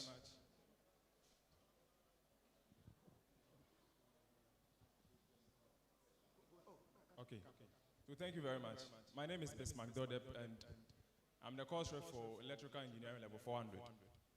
And we really appreciate, our call is the state of the SRC, of the university address, for addressing us and also making us know, making us aware of some of the ongoing projects and things. One thing I would like to advocate is that, especially for level 400 students, some of us, because I'm a student, we happen to trail in our first semester. And if there is no opportunity for you to write the receipt before second semester, unless maybe December, meanwhile you'll be graduating in that particular December. Meaning this keeps most of the level 400 students not being able to graduate. It really disturbs us a lot. So please, if there could be a special receipt for level 400s before graduation, so that some of us can graduate peacefully. Okay, and secondly, my brother here spoke about the dusty road. Sometimes it's very disturbing. Though we all know the amount of money that is needed to be pumped in to construct a road. Maybe we aren't yet ready to do that, but we can, as a university, we can afford to be watering the road, the dusty road sometimes, so that it will reduce the dust. Because if we are not able to construct it today, we can apply some water using these water cars, maybe two times a day, for everything to be okay for us. Especially from UNE Basic to the police barrier. That place, we have most of the students from Franco and Las Vegas. And also most of them from 4-2, they have to use that route. So if that particular place is being watered regularly, I think it will help the student, because inhaling dusty substances is not good for our health. And also I want this to be an exemplary something for the SRC. You see, as a whole university, the Vice Chancellor has taken the opportunity to address us with concerns about the university. We are also expecting the SRC to also address us with the concerns of the SRC, because if you don't come out to tell us that this is what is going on, this is what you're about to do, we the student body will not get to know. So we just blame you that you are not doing anything. But we don't know the secret meetings and the secret lobbying and the fighting you've been fighting for us. But if you fail to address us as students that this is what the SRC is doing for us, we will just blame you that you are not doing anything. Because at the end of the day, you've been given mandates to lead. And also, for about 2 years in a row, there is this secretariat in the SRC that is financial secretariat. They have been failing to address us with the budgets of the SRC. Because every student here pays fees and SRC dues. Freshers are paying about 700 cedis, continuing students about 600 and something cedis, which if you are to accumulate all these, very huge amount of money. But if you fail to give us a financial budget, we just seem like we are just there not doing anything. So please, the SRC should take notice of that. I saw my president at the back. I think he has stepped out. So his executives are there. Kindly tell him this for me. All right, thank you very much. Thank you very much, Sir Bismarck. The third person. So we have to hold on. Leadership will try to answer the first 5 questions. Then we'll come for the next set of questions. Thank you so much.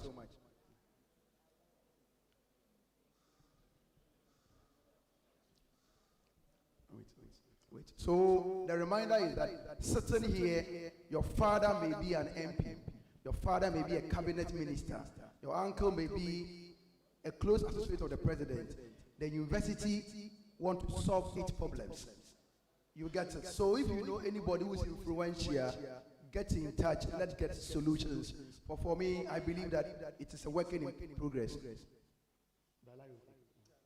So Senior Larry Tibiru Puntana, the estate organization officer, will deal with the church.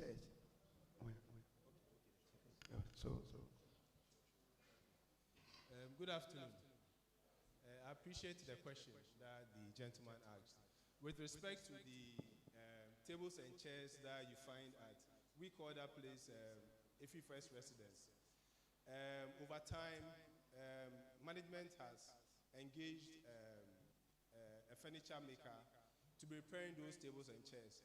But unfortunately, the more we do the repair works, the more students also, more or less, for want of a better word, end up vandalizing or damaging them. We've done about 800 tables, 800 chairs, and about 463 tables. And they realize that day in, day out, they get damaged by the very students that management pumps money into, repairing these tables and chairs for your use. So we use this platform that let's be stewards of our own properties. And then when we come to, we've had a discussion management. I think we have about 93 chairs, and then, 93 tables, 120 chairs. So we would through the estate organization, through procurement, get a vendor to repair what is there. So kindly assist us, talk to your friends to be stewards that maintain university properties. And then also with respect to the water, we have designed a system where we are going to have our cleaners stay up to maximum 1 o'clock. So let's say they'll go over the washrooms, the shared washrooms, and then make sure they are clean.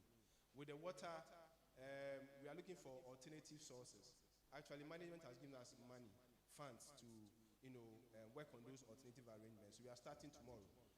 Procuring the items will start today, and then tomorrow being weekend, our workers will start, excavating and planting those pipelines. So SH would now have an alternative water supply from basic and applied biology, the new facility you see by SH, so that that's an alternative source, a borehole that will service the water tanks you see, ground-mounted water tanks you see there. And then also with engineering, management has given us money to tap the water line straight from the borehole, the university borehole, by science block. If you see the yellow structure around the bamboo trees, there's a yellow structure. So we are tapping the water source straight from the borehole to engineering. So once the borehole is on, the engineering facility or engineering block will constantly have water. Then those are up lab. through management, a septic tank has been constructed. The washrooms too have been worked on by the maintenance department of Works and Fiscal Directorate. And then we as estate, we are also tapping water straight from the borehole to UPLAB. So those of you that use UPLAB 3 and 1 would also have washrooms. And then the old auditorium, there's a redundant water tank here. We're also looking at using it as a storage to help those of you who are at LT1, LT2, and then this old auditorium as lecture to use so you have constant water supply. And then with the new library, and then Leo block, yes, you would also have yours too from the multipurpose. We are looking at a way of tapping it from the multipurpose all the way to the new library. And then through management, we are procuring a new submersible pump, which will be in probably this afternoon or tomorrow. That would ensure that we have regular water supply. And then we also appeal. We tried, I think, through WUCOM last year and this year, they provided some, for hygiene, some soap dispensers. Let's try and keep them there. We plead, let's try and keep them there. We tried doing same with tea rolls and the rest. And then the next hour is lost. They are lost. They are all gone. So please talk to your mates, talk to your friends. Let's try and keep them there. And then what again? It was about furniture within the lecture halls. As much as possible. You know, if for those of you 4th year, 3rd year, and last year, we conducted soups in your hostels. And we retrieved a lot of, apart from the university halls, from private hostels, we retrieved a lot of tables and chairs. You know, it's meant for classroom use. So kindly don't take them to your private accommodation. Just leave them within the lecture facilities for use. Other than that, we'll continue experiencing shortages. I'm told by most of my cleaners that they intercept a lot early dawn when they are coming. Please, please, please, as stewards, let's try and keep them within the lecture halls.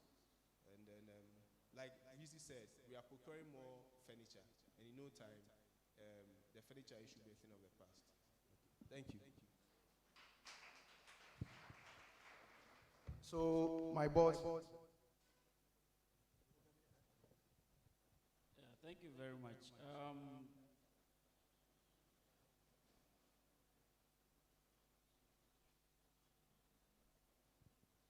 Yes, I'm taking the aspect of the road as a temporary measure. I think there's a proposal before the VC concerning the watering of the dusty portions of our roads. Let me emphasize that we are in a public institution and we are just holding public funds in trust. So whatever we want to do, it goes through vigorous procedure before we can implement. There are a whole lot of approval processes that we have to go before we can implement some of these things. The fact that the funds are sitting in the accounts doesn't mean you can just write a check and just go and start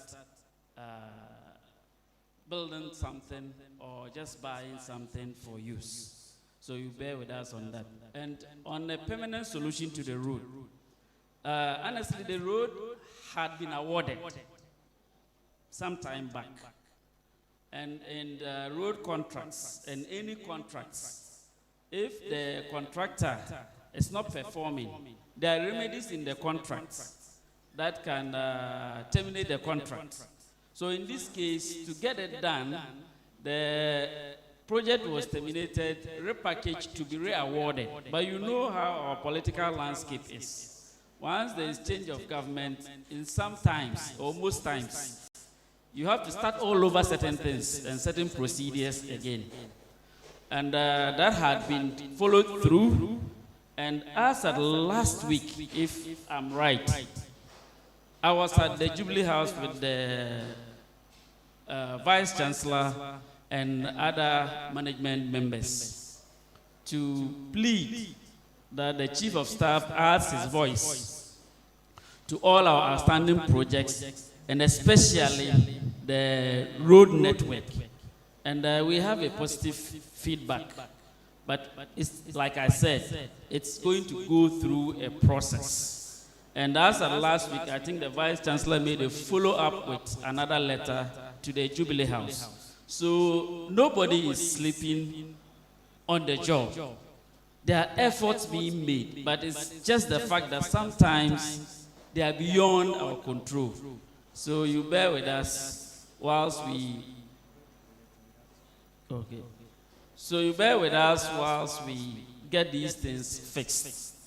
No amount of complaining, crying would fix it for us. But doing the right thing and being positive about it.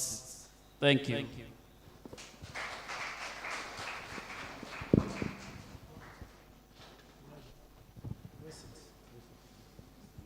So, Director for Academic and Student Affairs will touch on the receipts, opportunity to receipts. Thank you very much. Before I touch on the receipts, in terms of the movement of chairs, the last time a student had to appear before the disciplinary committee for taking a desk outside the campus, and that person was caught by the security. He wasn't paid.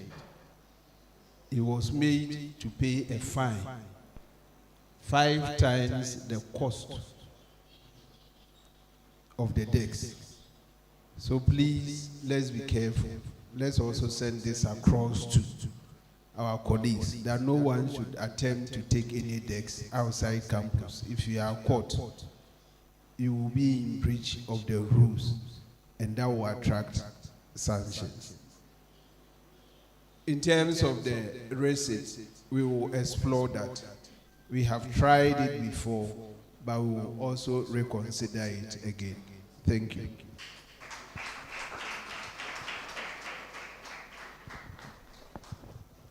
Thank you so much, lawyer. But my dear students, let's take note. Our university wasn't actually established as a traditional university, as you know, in other places like UHAS. We had a facility being transformed overnight into a university. So the nature of the chairs are different. I attended the University of Cape Coast, and it is not like that. You cannot take away any mobile chair. In our case, it's like that. But as students, it is incumbent on us to make sure the right thing is done. We took some security men to fear prayer. All the 4 rooms we entered, there were, student chairs inside.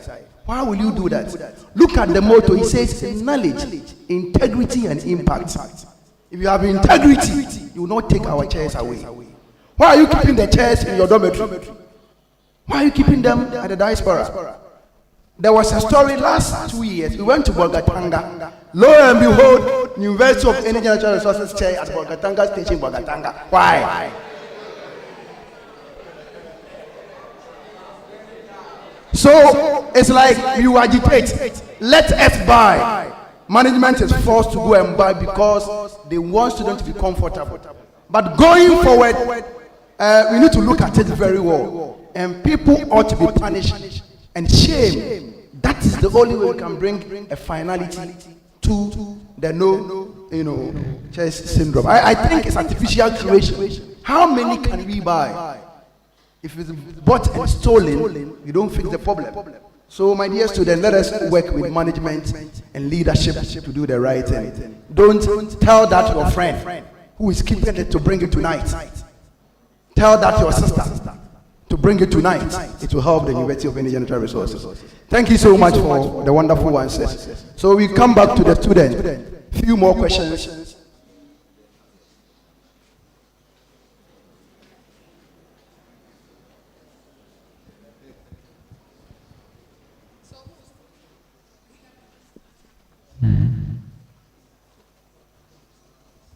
So good afternoon. Thank you for the opportunity to ask this question. As a biological science student, we've been facing a problem with our labs. We would have to be sharing it with the medical laboratory science students.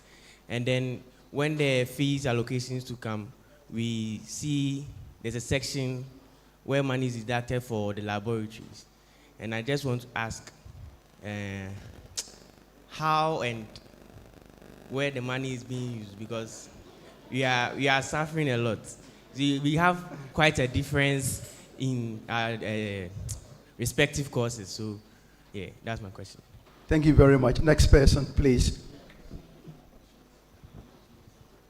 Good morning. Please, I'm the person of Ibrahim Ashud Goma, Agriculture Engineering Department.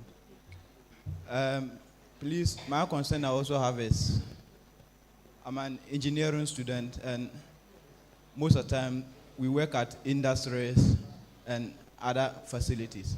And I want to ask whether the university we are having like other preparations for like internships or practical training that will groom we the engineering students towards what working what at the industries. Because I know many people will say, oh, you cannot go into industry, and they will not just allow you to work with what? The machines, they will train you. But you need certain what? Practical skills or practical training that will enable you to be able to cope with what? The industries. And another concern I also have is, as the university number, the number at which we are admitting students is increasing, accommodation has what? Become what? A concern. Most of what? The students are not able to get accommodations. And it has really been a very big concern. Thank you very much. You attended which secondary school? Which secondary school? What senior high technical? Thank you so much. So when you introduce yourself, add your secondary school. It's very important. Next. Thank you very much. You have the opportunity, yes. Yeah. Thank you very much. My name is Derek Opomafo, a level 400 Agricultural and Marine Resources Engineering student. Actually, I attended Konongo Dumasi Senior High School. Of course. Yes, please. And my concern is about the accommodation issue. I'm a student agent. I'm part of the agent on campus that helps students get accommodation. And due to the number of students that we are admitting nowadays, there are few houses around for students to accommodate in. And we have issues with landlords, especially in Fiapre. Students will pay monies to a certain landlord. They will come back and the landlord has given the room or the room to a different person. So we are pleading with management. If management can have a policy that will help, that will connect the landlords to the students, or a policy that will help students gain accommodation on campus. Students have been going to court by themselves. And with the agencies, I myself have started a conversation with rent control, but me, sole person, can't do it alone. So I'm pleading with management. If management can come in and we will have a discussion with rent control so that when students rent a house and there is an issue, rent control will come in very quick so that students will have a very comfortable stay on campus. And my second question is with procurement. Most of us don't understand procurement, so I want to know the details in how things are done at the procurement office. Because sometimes LSRC will bring budgets about certain things. You question them and they will say it's from procurement. So we want to know the details of what goes in at the procurement office. Thank you very much. Thank you so much. My brother from Konongo Dumasi Senior High School. Next person. Females should speak. Mbano.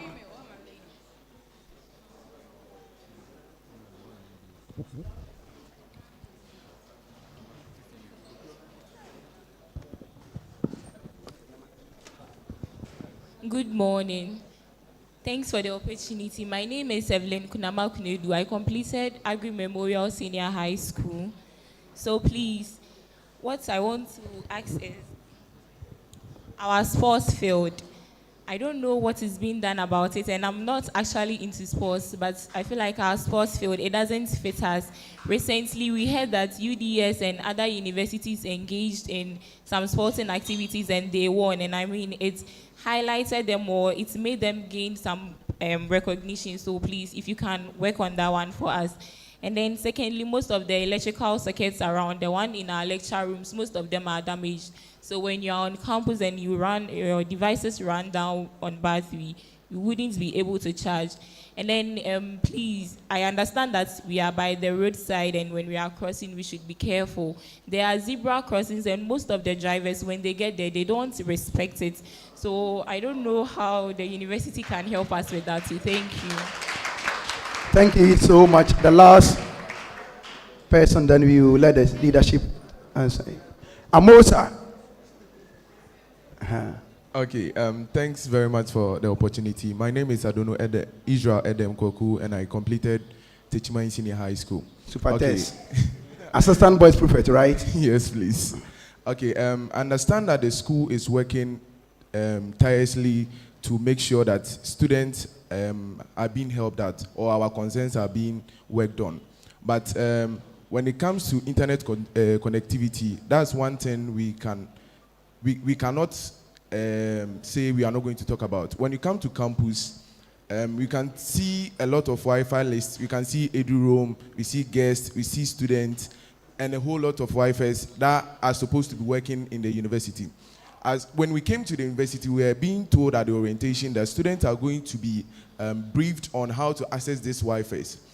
And basically, we are paying for it according to the school fees, the deduction that has been made. We are paying for it. So I feel like if a lot of students are not getting access to this internet, it makes it very bad. Because personally, when I came first, I used to go to class, study a little bit, because depending on the course that I'm doing, I have to do a lot of researches. But it gets to some time where the internet gets very bad.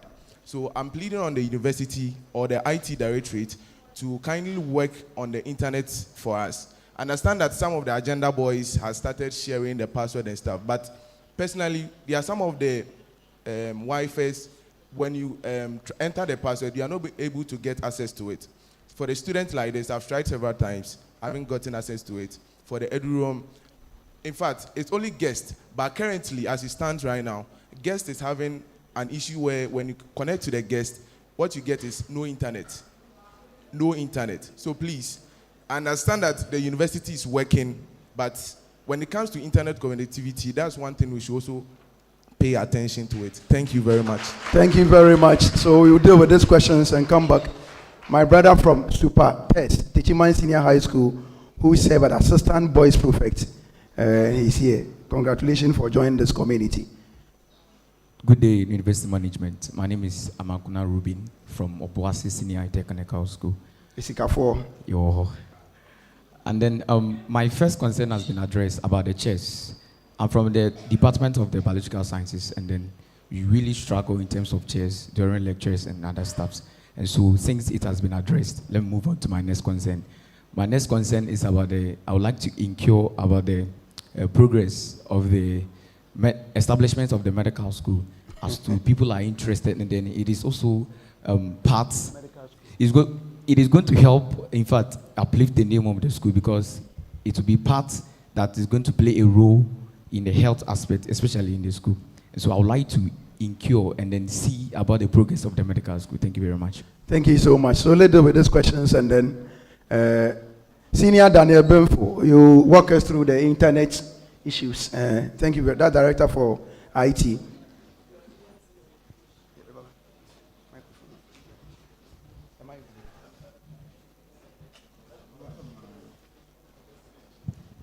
Thank you very much for the question on internet access. I mean, previously, for example, I have worked in the hotel hospitality environment. When you are checking into a room, they say bed and breakfast. Now, when you check into a room, they say bed, breakfast, and internet or Wi-Fi access. It tells you how important that is to our current lives. We are very much aware of that. In the university environment, when you talk about internet access, especially on our campus here, or campuses here, the issues are just two. One is the speed, which you just alluded to, and the other is the reach, how far, or coverage, how far you are able to access it. Thankfully, through university management, other donor funders, and even our brothers and sisters at the SRC, we've been able to expand the reach to a very large extent. If I were to give it a max, I would say 75%. Academic facilities and residential facilities. But the speed is really an issue. And we know that because when we are on vacation and all of you are away, the speed is fantastic. But the moment you come back, the speed is nothing to write home about.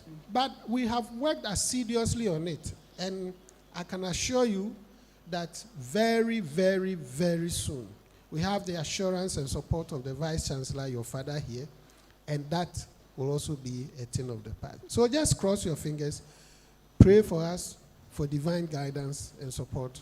Very soon, we will sort that issue out. Thank you very much. Thank you so much.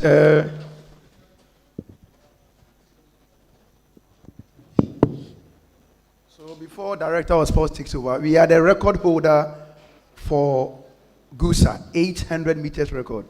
We have it. We broke about 16-year record by Portia Abuaje. So take note of that. So sports infrastructure, we support it. But if you know somebody who also wants to support us, very important. Director, over to you. Thank you very much for the opportunity. My lady, I'm very happy for your concern. In fact, it's a big challenge. We are not happy. Management is not happy about it. But the fact is that management has initiated a sports complex construction. It's underway. But the unfortunate situation is that the past government decided to provide us with an ASOTEF. So the site was where we are having the sports complex. But unfortunately, you know, when they couldn't win, the project got stalled. Last 2 weeks, myself and Dean of Students went to the contractor to find out about the state of the project. And unfortunately, what he told us was that he raised a certificate for payment, but they couldn't pay before the election. So last Monday, we went to the DCE to also find out about whether they could come in to assist. But they said they were not aware of the situation, whether there was a project going on. But the assurance was that they were going to invite the contractor to their office on Friday to discuss the issue with them to see how best they could solve the problem because the facility is on their land. So let's hope. Right now, we have sent a proposal to management to start something at least, whilst waiting for that project to start something on the other phase of the facility. And they have given us the assurance that they are going to meet as early as possible to see what they can do. So let's keep our fingers crossed. I'm sure, as my brother has just said, without the facilities, we are doing well. So if you have the facilities, we can do more than or triple what we are doing. So I thank you very much for that concern, and I'm sure management will take a serious look at this one to satisfy all of us. Thank you very much. Thank you so much. I just want to explain a bit of, as he said, we started the new site, sports complex. The plan is that the GMPC building that they were going, in fact, they were about to start. We're supposed to put it at where we have the current the sports field. Because the reason is that this is a new building, and we wanted to at least something that is attractive to the general public. You realize that when you enter our university, you meet our gate, old gate, and the building there also old. So we wanted to have a modern building at the football pitch. That's why we moved to that new site where we're going to have this sports complex. It was Middlebelt Development Authority that was sponsoring that project. And you know, the change of government, that Middlebelt is no more. Now under local government. I'm sure that's why they went to. So we are doing all what we can, and we hope that we'll be able to bring that one back. But I think the sports director failed to mention something. In terms of achievement, because my daughter, the questioner, asked something about, the comment was, some universities, They had some award and they were pride. Yes. We also, in fact, we are coming. I was expecting the sports director to say it, but he didn't. Last 2 years, we went to the Gusa Games, and our student, one of our athletes, broke a record, 800-meter record for the entire country. The best athletes came from here, and others. And if you look at the other area, other games, you realize that almost every year our achievement improves. So in natural fact, we've been doing so well. We are really, also improving in sports. And that is something. Even the basic school, the first time last year they went to K University for university basic school competition. And they also excelled. They did so well. So I want to assure you that we in our sports, we continue to develop the sports facility until we get to the limit that we want. So be rest assured, because we believe in total development. We are developing sports, physical activity, we are developing the spiritual aspect. That's why the prayers and this now also there. And then the academic aspect, and then the talent. So thank you very much. Thank you so much, Prof. Vice Chancellor. Accommodation issues, my dear sister would have to do that. The life coach, Adjoa Insurer. Thank you so much. Thank you so much. Concerning accommodation issue, we are aware that the ratio is nothing to write home about, looking at our student population. So as management of our 2 halls, Hall 1 and Hall 2, last 2 years, we met hostel managers, private hostel managers. As a matter of fact, we have registered over 30 private hostels, and they are now affiliated to either Hall 1 or Hall 2. What this means is that, especially Franco, we know the Franco hostel can accommodate more than 100 students, and now they've been affiliated to Hall 2. So if you are having students coming in, first-year students, we have a number on the admission letter that states that call these numbers if you need an accommodation. If we fill the halls, Hall 1 takes around 700, Hall 2 takes around 400.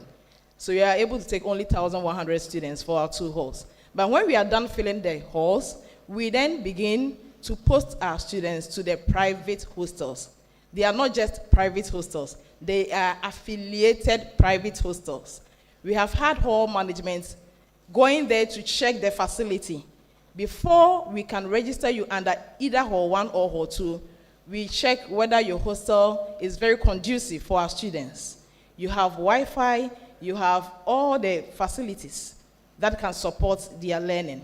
So looking at over 30 private hostels, I can say emphatically that on the average, the private hostels are able to also accommodate more than 3,000 students. And we are still registering new private hostels. As for the hostel issue on campus, I know the university management will speak to that, whether we are going to have new hostel for the university. But now that we don't have new hostels, that is what the management of our hostels are doing. We have homestels. People, landlords who want to use their house as hostels, they come to us, we register them.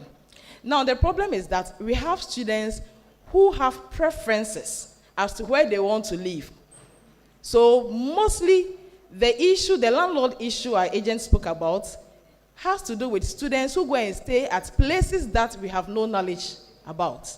So we are pleading with you to educate your colleagues that if you have to go and rent any house or any private hostel, make sure the landlord or the manager has registered it under any of our private hostels. And we register them to affiliate so that they can also partake in university programs. For instance, if you are at Bedu Hostel and you are under Hall 1, you pay Hall 1 dues. You have Hall 1 souvenirs. Whenever we have programs or even we are electing leaders for Hall 1, you can also contest because you are affiliated to the hall.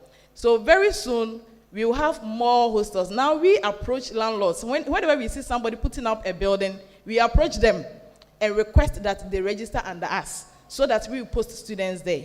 And in that case, if you should get any problem with any hosteler or landlord, the university has a lawyer that will handle the case for you.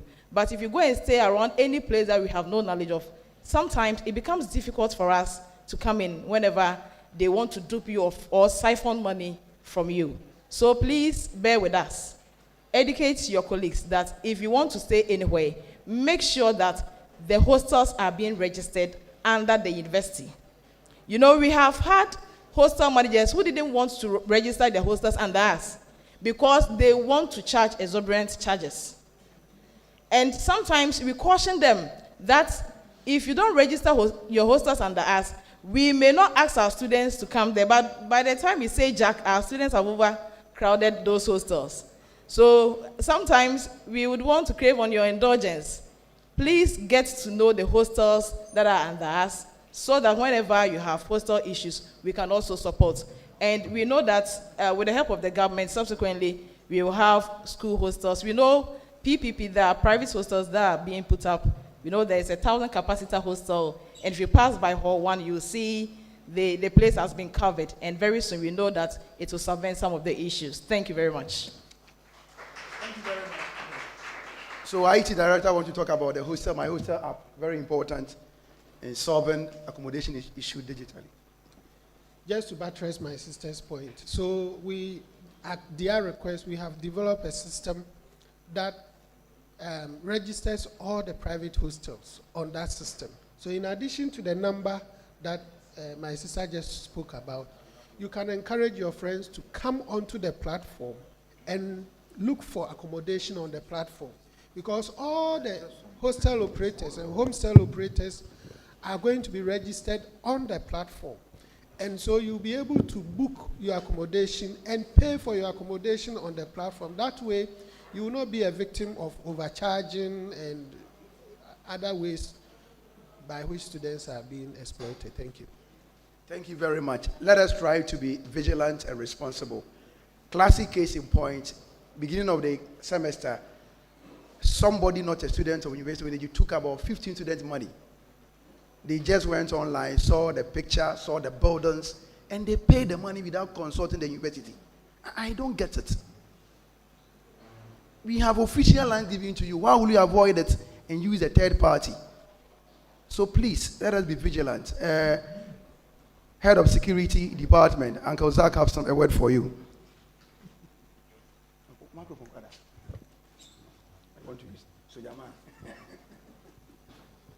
Okay, thank you so much for this opportunity. The Vice Chancellor and honorable members of the high table, students, ladies and gentlemen, good afternoon. Now, I didn't want to talk, but let me have some small distance with you with regards to the accommodation. This semester, that is the issues we've been handling at the security department.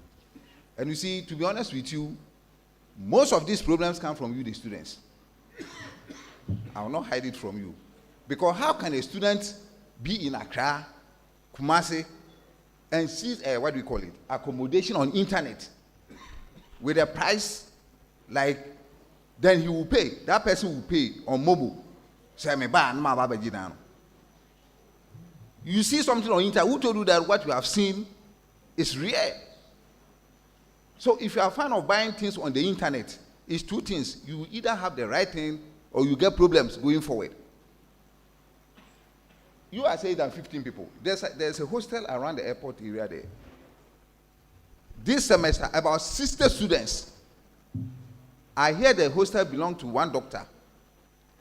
The doctor gave his number to our own student here, that if anybody needs accommodation, he should call. He even gave his, account number to this student, about 60 students too. So when the student took the account number, he changed it to his own account number, the student's account number. So they were paying the money into the student's account number instead of the landlord. You understand what I'm saying? So when school reopened, and the students came and they went, the landlord said, yes, I know the guy, but there is no money in my account, so he's not giving anybody accommodation and all that. Apparently, those guys, they showed this Momo, receipt or whatever. They paid all. Now we are looking for the boy. We are not seeing him. Can you imagine? How can you be renting accommodation on internet? Last 2 semesters, there was a lady at Abisim here. He was in level 100. When she was going to level 200, she rented accommodation, like I'm saying, on the internet. So when school reopened, he came, and it was it's a wrong thing that he has taken. The lady came to my office. I look at her. I say, you are saying at Abisim here, you can't come and see things with your naked. If the person is at Accra, Kumasi, fine. You are saying at Abisim here, you can't come and look at wherever you are renting. You want to be spoon-fed. So, like we are saying, be very, very careful the way you go about renting your accommodations. We've been having a whole lot of some. We have been, in fact, this time I think we've retrieved about 3 students, their monies for them. Secondly, we have students, what do you call it? Agents. Excuse me, some of them are more than criminals. I'm telling you, students, agents. We have issues. A student will go and they will, I don't know how they are able to convince the student. Then the student will rather pay the money to the student agent. Then the student agent will send the money to the landlord. So he has a cut in it too. If the landlord says, okay, the room is 2,000, the student agent will go and collect 2,500 or 3,000. But if you collect the money from the student, go and give the landlord's money to him, then he will want to clear all. So when issues come and you go, the landlord say, maybe the man 250. And they will ask the student, how much did he take? 3,000. They will say, okay, go for student in this Gabriel. Then instead of him to go and bring the 3,000 the student pay, he will go and bring 2,500. Then if I ask him that, where is the other two? He say, I also do business now. And I'm so, what? You went and gave accommodation to somebody. The person didn't even get it. You are taking your cut. You see, so the students, we are part of it. Most of us want shortcuts. If you want shortcuts, you will carry your own cross. I'm telling you, because we need to be very fast. Don't worry yourself and this. So that's. Thank you so much. So let us be vigilant. Prof. The training program, the head of agriculture engineering is here. Agriculture engineering and mechanical engineering. I think we've agreed. Where's the director is here? They already allocated a place for them. They're going to start, and we've given them some money to start something. So hopefully this year they're going to see some developments there. Laboratory for biological science. Generally, we have issues with inadequate laboratory facilities. And we have what they call application laboratory. I'm sure some of you know there. This laboratory has been funded by GNPC. It got, it becomes stored, as you can see, before even the new government assumed office. The new government executive have engaged. We have engaged them. In fact, they've been here, and they have assured us that they're going to complete the laboratory, the lab application laboratory for us. So let's hope and pray. But let me tell you something. This university was established the same day as UHAS, University for Health and Allied Science. They started from temporary place. And then government secured Chinese grant, or that is grant alone, facility for them. They had a first campus. They had a second campus, all facility from Chinese government. I'm told the then government, NDC government, also initiated something, but it didn't materialize before they went. And then the period immediate past government also continued. And we made a lot of effort. We have a company called INSAC. It's Brazilian, Portuguese, German company, consortium. And they are they're supposed to put up, in fact, School of Engineering, School of Energy, and School of Science are supposed to be at Nsuatre. Okay? We are supposed to move to Nsuatre. And that place will have a lot of laboratory facility. In fact, the project initially valued about over 250 million euros. We started the process, but because of the IMF, the government, we could not complete the process. But we went through, in fact, we did a lot, very for money and all those things. So what I'm saying here, I mean, West Director is aware. So I want you to pray. We've been assured that when the current government wants to exit IMF soon, when it's done, then that project will come to life. And if it happens, that is where we'll have the first time a very new campus for this university. And so we are working on that. But in the meantime, we are praying that one, the GMPC will help to complete the application laboratory so that there will be a laboratory for biology and all that. Then I've already mentioned about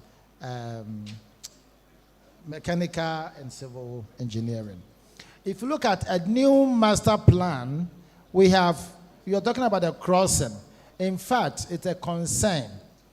We have three overhead or something. Three. So the new plan, there's supposed to be an overhead. Is it overhead or overpass? Pedestrian. What? Pedestrian crossing. That was, where you cross behind. So there's supposed to be one in front of the new our gate, then one here in front of Hall 1, and then one close to the new hospital or the auditorium. So that is what, in fact, Urban Road have captured some, and we are hoping that they will come and support us so that we're able to help that. But let me use this occasion, please, to plead my executives, student, please, whilst you are waiting to get this pedestrian crossing, out for the zebra crossing, everywhere, Ghana, here. At times, drivers drive through. And that is why we need to be very, very careful. But I think it's important to still engage urban roads so that we can, those markings that are not there, they are able to bring in the marking. But please, taxi drivers have been coming here. Some, they go to security. Some have been coming to us. That our student was crossing even a runabout. You have a phone. You're here. You're making calls. Please and please. That is your life. You are crossing the road and you are making calls. Please. You heard what happened UPSA last year. 2 students, they went for as much as student. They went for a program, they were coming. They were crossing. And then vehicle hit them. 2 of them, they died on the spot. Accra. So I'm just begging, please, you are leaders, please convey this information to your colleagues that they should stop. I don't know what at all are you and whom at all you are even calling. So that is also something that I want to add. I will ask, medical school. I heard you say that if you have a medical school, it will give us some more image. In fact, it's something that is why we have done the, what do you call it? We have done the mines and built environment, you see? The mines and built environment, we are supposed to split them into 2. School of Mining and School of Built Environment, where we will also do architecture and all that. So medical school is another one that we are working. In fact, the medical school is dear to the heart of Nananum in the region and the political leaders in the region. So the people, Nananum and the people of the Bono region, the medical school is dear to their heart. The management It's also dear to the heart of the university management. All efforts are being made to ensure that we have the medical school. In fact, last 2 years, we thought we were almost there. We submitted document to GTech. We even appointed some staff, but eventually we are not successful. And so we are moving, we are going to pursue it again. So please, I want to assure you that management, having a medical school is dear to the heart of management, council, and then the Nananum and the people of Bono region. And so we are going to follow that. Thank you very much.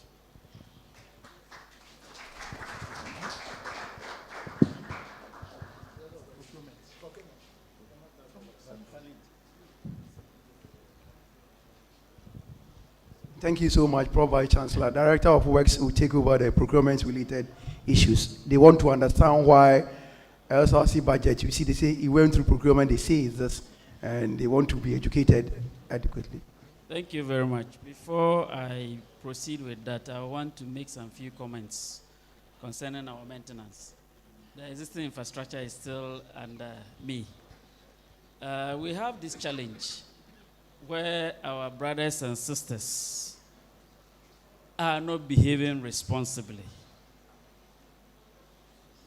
I remember, was it last semester? Just before you came in, we had changed malfunctioning bulbs, sockets, switches. And when you just after the first lecture, we lost most of the sockets. I don't know whether some of you are having electrical projects somewhere or just trying to go and experiment with it. I don't know. And the following week, the same student body will come complaining that our lecture halls are not well lit. The fans are not working. Fan regulators, they take them away, leaving just the bare cables. Alice, you have come here to go through the meal of education. And the meal of education is broad. When you go out there, you are going there as a responsible citizen of Ghana. So this is where it starts. University management have their role to play. You equally have your role to play. The university community is more or less like a mini country, if we put it so, with our Vice Chancellor being our president. We are the constituents. Let's play our role. Because even if your dad is rich, yeah.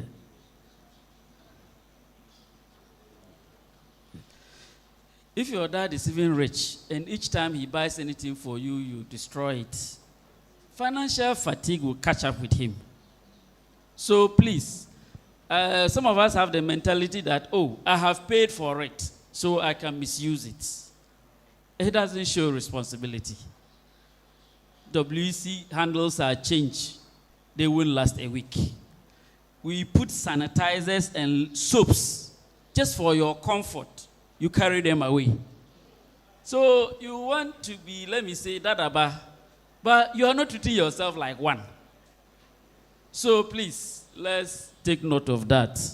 Let's be responsible for whatever fixtures, environment that we are giving. The sockets are for your use. Your lecturers will not get access to them so that you use your projectors and you can charge your phones and all of that. So for me, where I sit, if it continues, maybe the next designs we do will not even put sockets at all. Because when we put them there and you destroy them, it's like you are telling us you don't need them. So let's take note of that. I'm not the director of procurement, but I'm going to talk as someone who appreciates procurement and would want to help management address the issue here. So, because it will not be so good for you to attend this forum and go away with your concerns not answered. Yes, procurement is a bit complex. And whether we like it or not, It is a law, one of the laws in Ghana that has come to stay. And like I said, we are just holding public funds in trusts. And the procurement has come with guidelines to guide us as to how we should spend public funds. So sometimes some of the things you see are the results of following certain guidelines. We are very current. We will observe that most public officials who land into problems are procurement infraction related. So some of these things and procedure has to be followed so that we have a harmonious environment to continue with our mandate. Yes, sometimes we are also part of the problem. For instance, you know, the university has structures. That is why we have Works Directorate, Procurement Directorate, or whatever. But most of us pretend to appreciate these things even more than the professionals who are the directorate. So you want to start a project. Instead of you going to the expert first to initiate the project, you meet somebody else who might be half-baked, or even you yourself who have gone through an aspect of it, you think that you appreciate it better. You pick that data and put it in your pocket before you come. And when you come, you don't seek to know. You come to challenge. Means that you are not seeking knowledge. So you want to paint this space, and you go to town and ask for the price of 1 bucket of paint, and you are told it's 5 buckets. You go to buy those 5 buckets and come and put it down. You don't buy brush. Then you go and call the painter to come and paint. You have not brought ladder. You get it? So if you are sincere to yourself, by the time you finish painting, the budget you did will be more than what you anticipated. But that is what happens. Somebody wants to paint a story building. You budget for the paint and what the painter will charge. You didn't budget for scaffolding. And mind you, and that some of those activities, the accessories you even use for the work can cost you more than the material you need for the work itself. If you go to rent scaffolding in town, it has to be transported. And when it is transported, the erection, they charge for erecting it to whatever height you want. So please, these are some of the things. And then, you know, when you are going into procurement, one of the guidelines is that, like for instance, you go to town to buy this chair. If you go to tell the store owner that, oh, I want this chair to buy as an individual, they will give you off the shelf price. But if you say, oh, I want you to supply this chair to a particular institution for me, the price will be different. Not because it's just an institution, because when you buy the chair, you put it in your own car and drive away. You will not cost for the fuel you use to go to town and back. You will not charge for lifting the chair from your car into your room. But when it is a project, you are supplying and you have to install or you put it where the person wants it. So that is what they call an Incoterm. Like you are directing exactly where the thing should be delivered. So now, the one supplying, the cost is there. The cost of transport will be there. And he has done business. There has to be profits.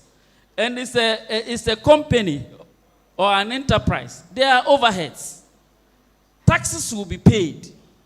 So all these things would inform the cost of the project. It's not a procurement lecture, but I just want us to appreciate some of these things. Something that somebody sits in a class for 4 years to study or 2 years to study, it cannot be taught in an hour. All is for you to have faith, be positive, and whatever you don't understand, approach the right professional or officer with an open mind for answers. And I think with time, we'll be fine. It's part of the learning process. If you live here and apart from your main study, you are able to appreciate how projects are initiated, how procurement processes are. It's a plus. So don't take it that your SRC president wants to dupe you. When you already have that at the back of your mind, you'll be biased, and you can't listen to whatever he's telling you or whatever explanation he might be giving you. So please, let's start right and finish right, and we will be fine. I don't know if I've done justice to it. Thank you. Thank you very much. Let me say this. Director of Finance. Something brief. I think the Director of Works has said a lot. Both of us are not procurement experts, but I'm a finance person. And you see, he was saying that when you do the estimate and bring it, by the time we buy the item, the price would have escalated or something like that. The problem, I will not call it a problem, the challenge is that when you go to the shop and ask for the price, you don't ask what we call withholding tax. You don't add VAT. So when the law says that buy from VAT registered suppliers. So VAT of currently about 20%. When you estimated 100 Ghana cedis, the VAT was not included. Withholding tax was not included. Actually, I understand that the withholding tax they have to pay, but Ghana, as we know, the person will add it for you to pay because we have not been educated well on the benefit of tax. So, just briefly, what I want to tell you is that what you did was an estimate. As to how you even got your estimate is also another question to ask. Where did you get the estimate? Was it given to you by a professional or something? How many people did you ask? And you are going to buy the item. We look for quality. So all these things contribute to the way the final price that we get. I understand procurement, we all know the price will go up, we all have problems. But like he said, it has become a law. And you must follow it strictly to the core. Other than that, you will get problem. So when you are doing, if you want to get something close, take VAT into consideration, take withholding tax into consideration, and all the others, at least you will see that the final price will not be too much different. But when you go and ask for the price without all these things, you realize that the variation will be a little bit something you do not expect. And these are some of the reasons. So that's what I want to say. Thank you. Thank you very much. Last three questions, you're out of here. But before we do that, where is Naja? Naja, come. The University of Energy, because you are students, management of the university believe in empowering those that are gifted and divinely talented. One classic example is the beautiful lady here. She's studying BSc Hospitality Management, and she's Herita Mafua, aka Naja. She's a very good and powerful singer. So Naja, just give us a minute or two, a cappella, then you are out of here.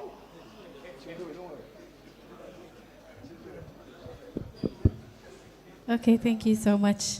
I have this song I composed for UNER. It's yet to be released, but then I would like to sing it here. Looking for the best among the rest, UNER is the best. Where minds are sharpened and futures are enhanced. Yeah, green and gold way through. With every step we're breaking through. Science, energy, nature's flame. We walk as one, we stake our claim. UNER is home, the home of excellence. Intelligence, wisdom and peace. UNER is home where talents are unveiled. You're welcome home, a peaceful home. In the hearts of Sunyane, bound by knowledge, yeah. Hope and love, we sing it loud. Oh, this is our home, yeah. Green and gold way through. With every step we're breaking through. Science, energy, nature's flame. We walk as one, we stake our claim. UNER is home. UNER is home. You're welcome home. A peaceful home. Thank you so much. Thank you so much. Thank you so much. That is the powerful UNER song composed by her for us. I tell management that this lady have already, the things she's doing for the university, every platform, every opportunity she gets. I watch her interview in Nana Mamba Brown, I watch Fache TV, I watch Joy News. She kept on talking about the prestigious University of Energy and Natural Resources. It says that we should impact our world. Marvelous future. What are you doing as a course rep, as an MP? Is it always about purposeless lamentation or about talking about the progress of the University of Energy and Natural Resources? Thank you so much, Lady Naja. Last 3 questions we are out of here. Let's clap for her. Thank you so much.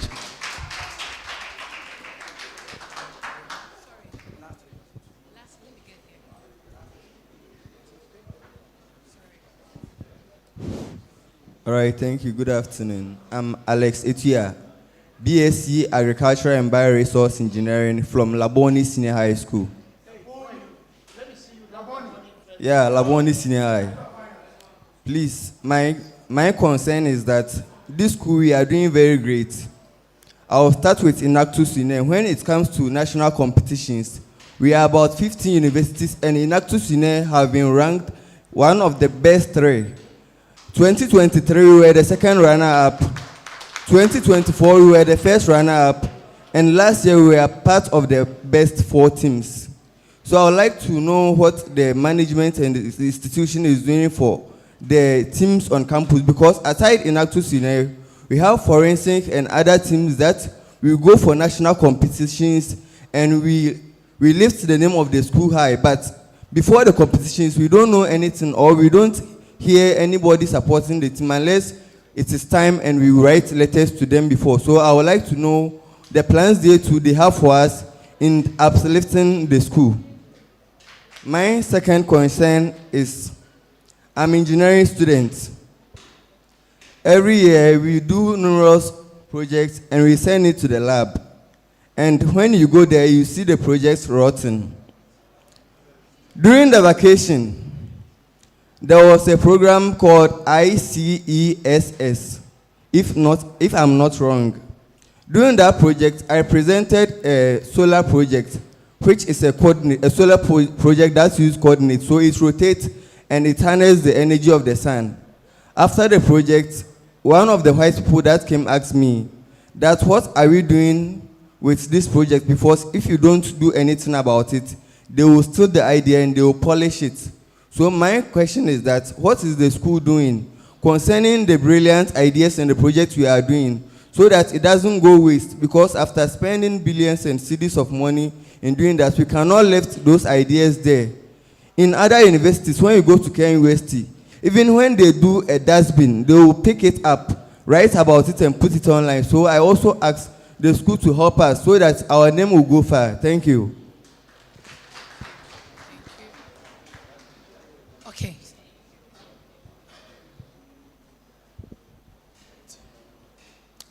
Good afternoon. Please, I go by the name Udensi Emmanuel, Accra Academy alumni. The question is in 2 phases. The first question is about how they treat leadership in this school.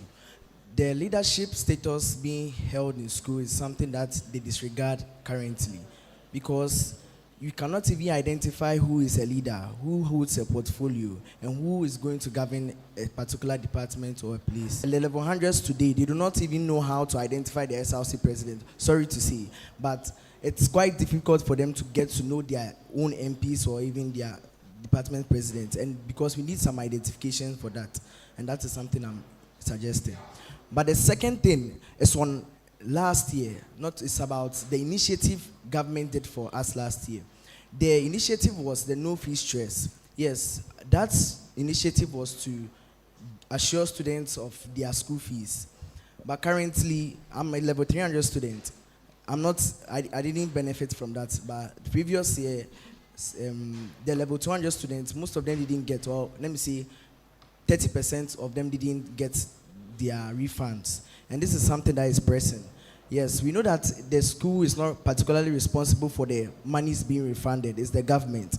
But the thing is that they came to ask how they are going to get the money back, and they were structures placed. They have tried their best to get that, but they are not getting it. So we want to know how that is going to happen.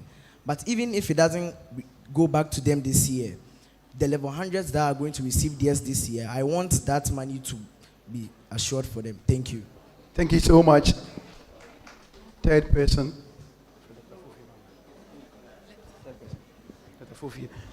All right. So my name is Aveiri Philip Wedaga, the Daga man. Thank you. And I want to ask a simple question. Yes, Brickum Senior High School. Yes, Mother Best. Thank you. Yeah, so with regards to this forum, I think with the SRC should always try and engage the students first so that some of the questions will actually have answers to it even before we come here. I think that will help because the time is something that is very limited. I have a bunch of questions that I would have wished to ask, but I have to cut them short. All right, so that's to the SRC. And again, with the chairs, I want to re-echo it again. I myself have been a victim, standing in class for like 2 hours. And at the end of it, I realized that I didn't really study anything because it was stressful. So I think I just wanted to just mention it. Okay, and the officer from EORIC mentioned the Jonescast reception station that enhances internet connectivity. So I want to know if the management has considered looking to it to use it to enhance our internet connectivity on campus because it's really an issue that affects us. Thank you very much. Thank you so much.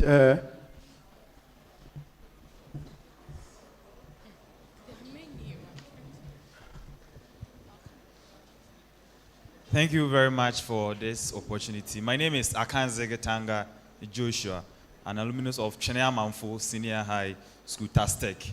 And mine is linked to what my brother from the same department said, Alex, concerning the skills enhancement of some of the students. You see, some of the students, we have brilliant ideas that are really worthy.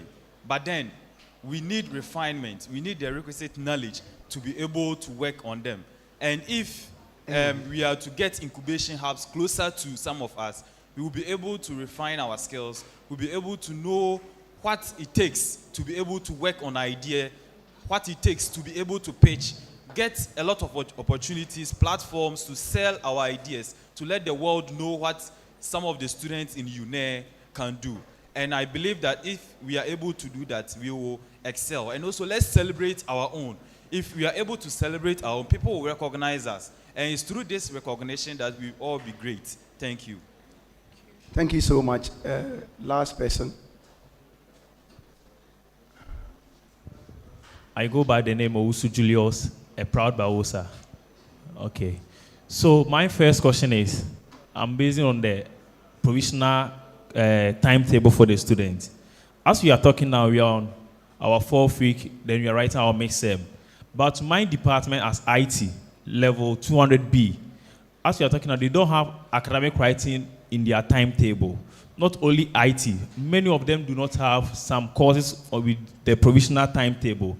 We are writing mixed sem now. Other students are learning the same courses, which we are all going to write the same exams during the end of exams. So my question is, when will the management or those in charge of academics release the timetable?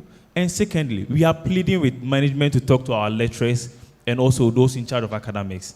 They should help us with structured mixed sem because sometimes the time we need to write mixed sem will be over and lecturers will also ask now that that's the time they want us to write. We also need to prepare for the end of end of exams. So we are pleading with the management to help us with that also. Thank you very much. Thank you very much. Before they take over, there's a quick one we have to answer. The no fee stress policy, I always say this. It comes with your civic responsibility.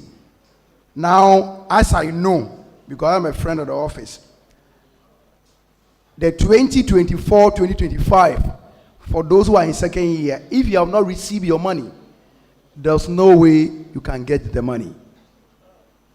Even first years, I remember Some people don't have Ghana card. It's money government is giving to you, but it comes with responsibility. If you don't have Ghana card, how will you get such a facility?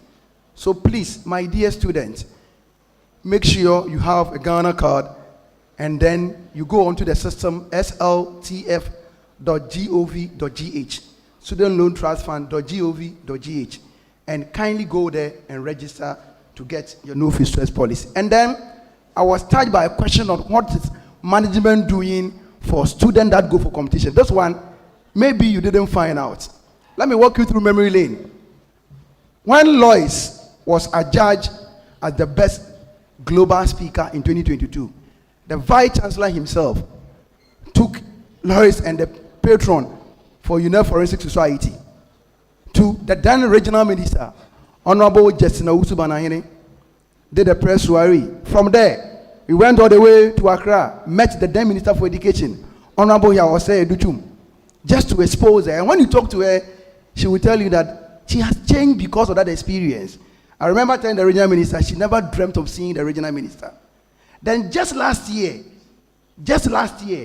when our student, the Forensic Society group, came up as the best debaters in Ghana, we did a historic roadshow in Accra. We went on Joy News for 25 minutes. 25 colossal minutes. And Carrie had opportunity to speak. We took them to UT. I was the one who took them there. That is how, and the Vice Chancellor and the team were part. I took them to TV3, Onuya TV, 3FM. We do all of these things deliberate and intentional. What are we doing? We are doing to bring and project our university. So I remember Lois Poku's group. We went to UTV. I was begging for them to be interviewed. It tells you how you value students and how you want to promote our students. And I know the last contest, the debaters won. We had about closing for the year. And they came begging. I remember Professor Abugri saying that, why will you get money to attend the program? Graciously, the university supported. But what I believe is that when you come like that, don't hide at your corner. Let us get you teams. Communication is a skill. You have gotten something. I don't know. Somebody don't know. So here, the wine group is here. Where is the wine group? Come forward. Quick one. Let's show you and we'll go away. They will answer the question. So, for the investor, when it comes to student support, you don't get it anywhere. The management are always ready and prepared to support you. This is the wine group. What they have done is the whole Ghana, women in engineering at the tertiary level, they are the second in the whole Ghana. Let us clap for them. They have done and they have a great ideas. This idea, they are working with management to ensure that we can sell it to any company. Thank you so much. I wanted them to speak, but I don't know what you have to do now. Want to hear them? 1 minute. Quick one. Akosuya. Good afternoon, everyone. So please, we are Wine from Innovation Challenge. My name is Bel Akosuya Nyako, Civil Engineering Level 400. My name is Jennifer Emefadupe, Petroleum Level 200. My name is Watson, the Electrical Level 200. My name is Edu Rosina Ofori, BSc Civil Engineering Level 400. My name is Mona Nunta Celestine, Computer Engineering Level 200. So simply you can call us aeronauts. And then last year, like every year, Wine Innovation came up with a challenge. Every year we come up with a problem. And then last year we worked on a device that detects gas leakage and then gas levels. The whole idea was conceived when brilliant ladies, we came together to think about a critical problem that the world is facing, especially Africa and Ghana particularly. So we came out with this idea for the device that would be able to detect leakages and also gas levels, which is going to help NPA and also CRM companies with delivery services. Okay, so we are a team of 5 intelligent, passionate, purpose-driven leaders. And then we have a name, we call us Aeronaut, Team Aeronaut, and we respond igniting safety, powering tomorrow. So we all brought together a unique blend of technical expertise, teamwork, all channeled towards one goal, so developing sustainable solutions that make energy usage efficient. So together, our team is committed to innovation, impact, and also we inspire more women to take a bold step in engineering and technology. Thank you. By God's grace, last year, out of 9 participating institutions, UNER came up as the first runner for the challenge. Thank you so much. I want you to know that the University of Energy, take it from here. I remember last year, Cosmos Innovation Challenge. If you want to know you are attending the best university, look for when there are contests among the universities. Then you know your university is the best. In Kumasi, School of Business, KNUST, our students, they won a lot of awards. But what was striking was that the whole Ghana, there was only one Vice Chancellor who was in the room to support you. Not the KNUST Vice Chancellor, but the Vice Chancellor of the University of Energy and Natural Resources, Professor Elvis Asarbedia. It tells you that our management cares so much for the student. They cannot take it away from us. So where is my group from Cosmos? Quick one, then you go. Thank you very much. Of course, you're in your group. Professor Adelakwa, here you. We just show it. So, lift them up. So $2,000.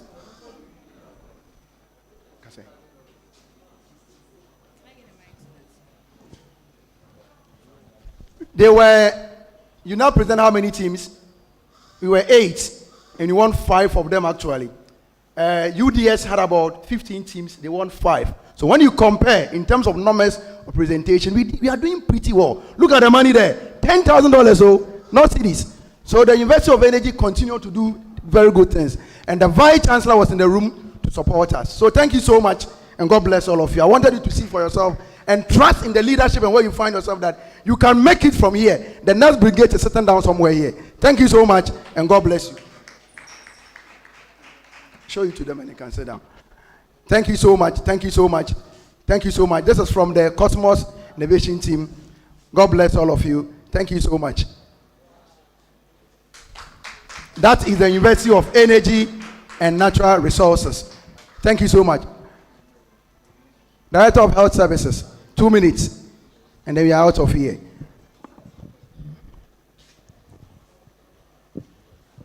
Vice Chancellor, Registrar, colleague, directors, and head of departments, student leaders. In fact, we all know how important it is to be in a good state of health. And so, for that matter, the University of Energy and Natural Resources has a health directorate to take care of your health needs. We know where the clinic is. But you know, as human beings, most of the time, our health needs become secondary in most cases, unless a disease strikes. We don't find where the health hospital is. You walk past the hospital, you see the doctor and the nurse doing their own thing, they are doing their own thing, and those who fall sick are those who are supposed to go there. That is not true. So, we say that healthcare is a shared responsibility. Okay? So, I'll do my part as a healthcare professional, and you, the patient, will also have to do your part. If I do my part and you do your part, it doesn't add up. The disease will still exist. So now, as part of measures to help curb disease occurrence on campus, we've made it mandatory for all first-year students. Immediately you are admitted, you accept admission, you pay your school fees, and you are given admission. When school reopens, you are supposed to be medically screened so that we'll be able to identify those of you who have special needs, physical disabilities, those of you who have very infectious or contagious diseases that will be a public health threat to members of the university community. This exercise is compulsory. If you go to all public, institutions, it says that if you don't even complete your medical screening, you'll not be allowed to write your end of semester exams. You can ask your colleagues, student leaders in other public universities. But when it comes to UNER, sometimes it's like, if you want, you do it, you don't want, you do it. The unfortunate thing is that Those who don't even come for the screening, these are the people who have a lot of health challenges.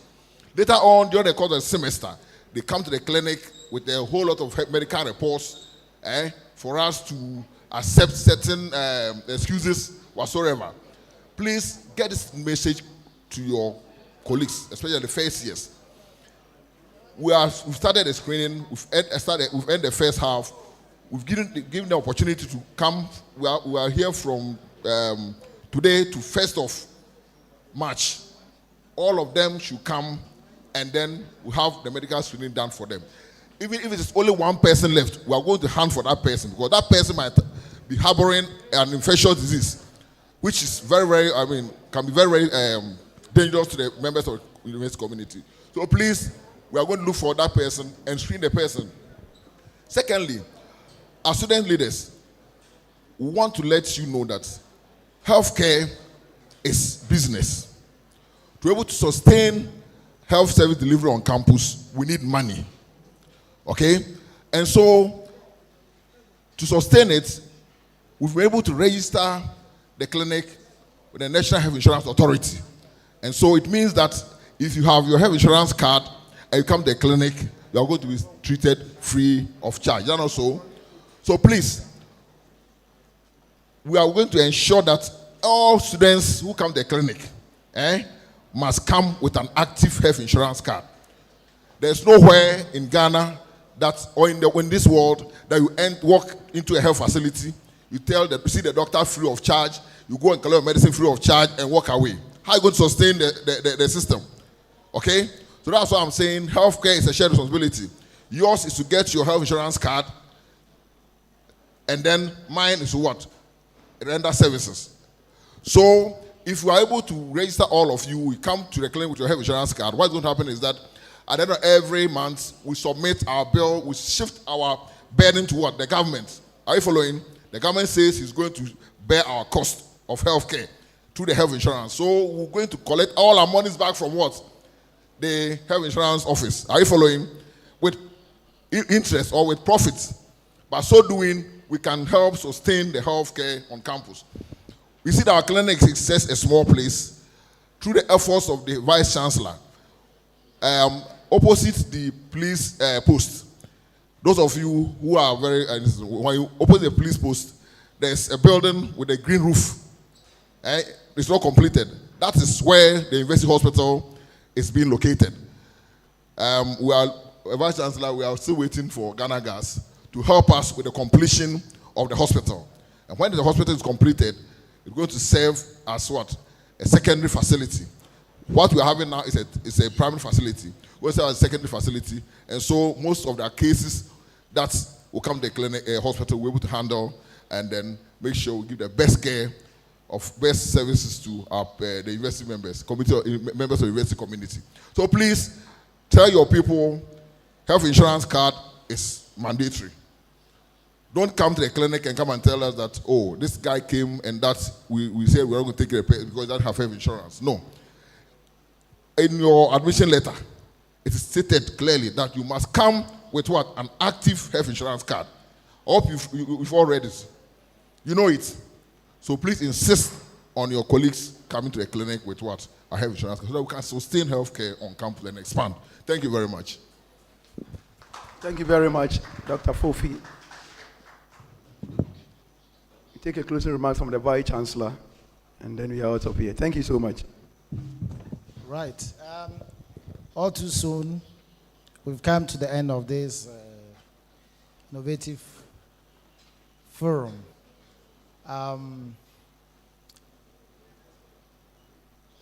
Student, I'm sure you have enjoyed the program.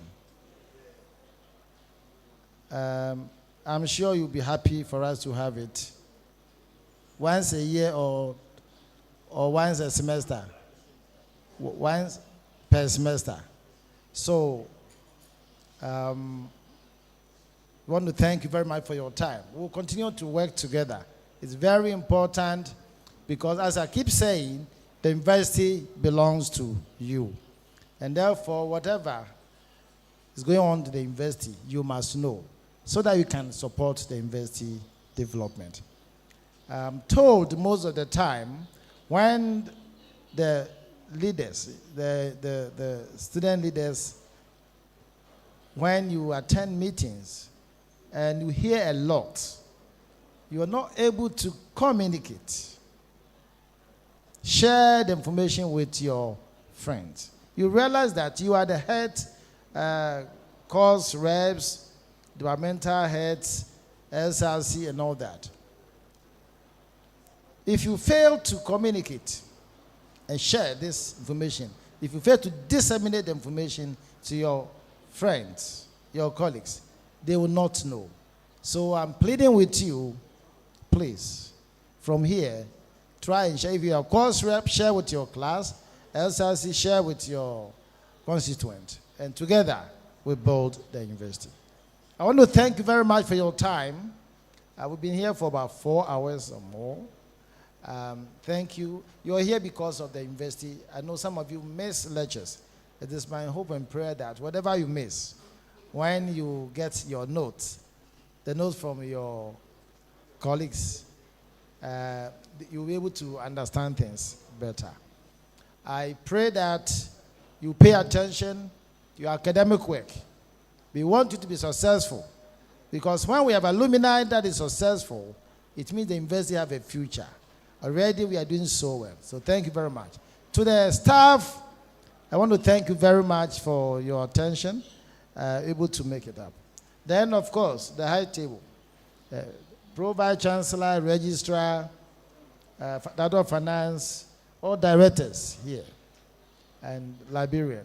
I want to thank all of you for your attention. Your contribution, has also been. And Dr. Fofie, I think Director of University Health Service, Dr. Fofie, have just said it. Please, you must all register with the health insurance. Attend the university hospital with your health insurance card. And together, we move the university forward. Now, our doors are open. Whatever your concern, engage your leaders, your leadership, through the Dean of Student Office, and 24/7, my doors are open. I want to thank you very much for your attention, and may God bless us all. Thank you so much. Reverend Benjamin Dakwa Samoa. Announcement before. Problem. Just a brief announcement. We should have refreshed you. And so what we are doing is that you've written your name. We'll give the cheat to the SRC president. So you contact the SRC president tomorrow. Take the cheat so that you can go for your lunch. So you take it tomorrow. Contact the SRC president. Thank you very much.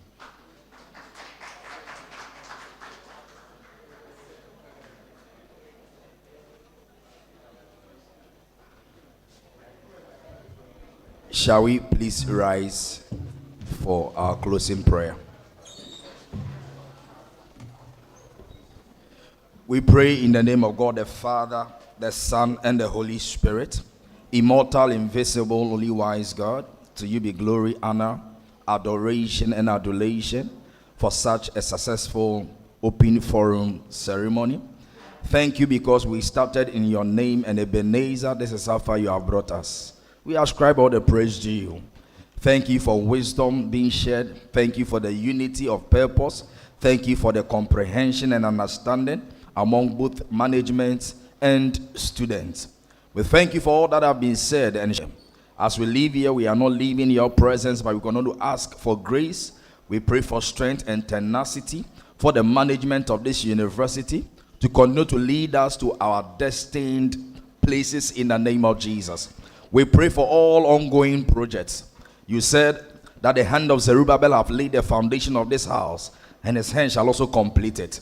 For every project that we have started, and any other good thing that management have started, we pray for grace to complete it in the name of Jesus.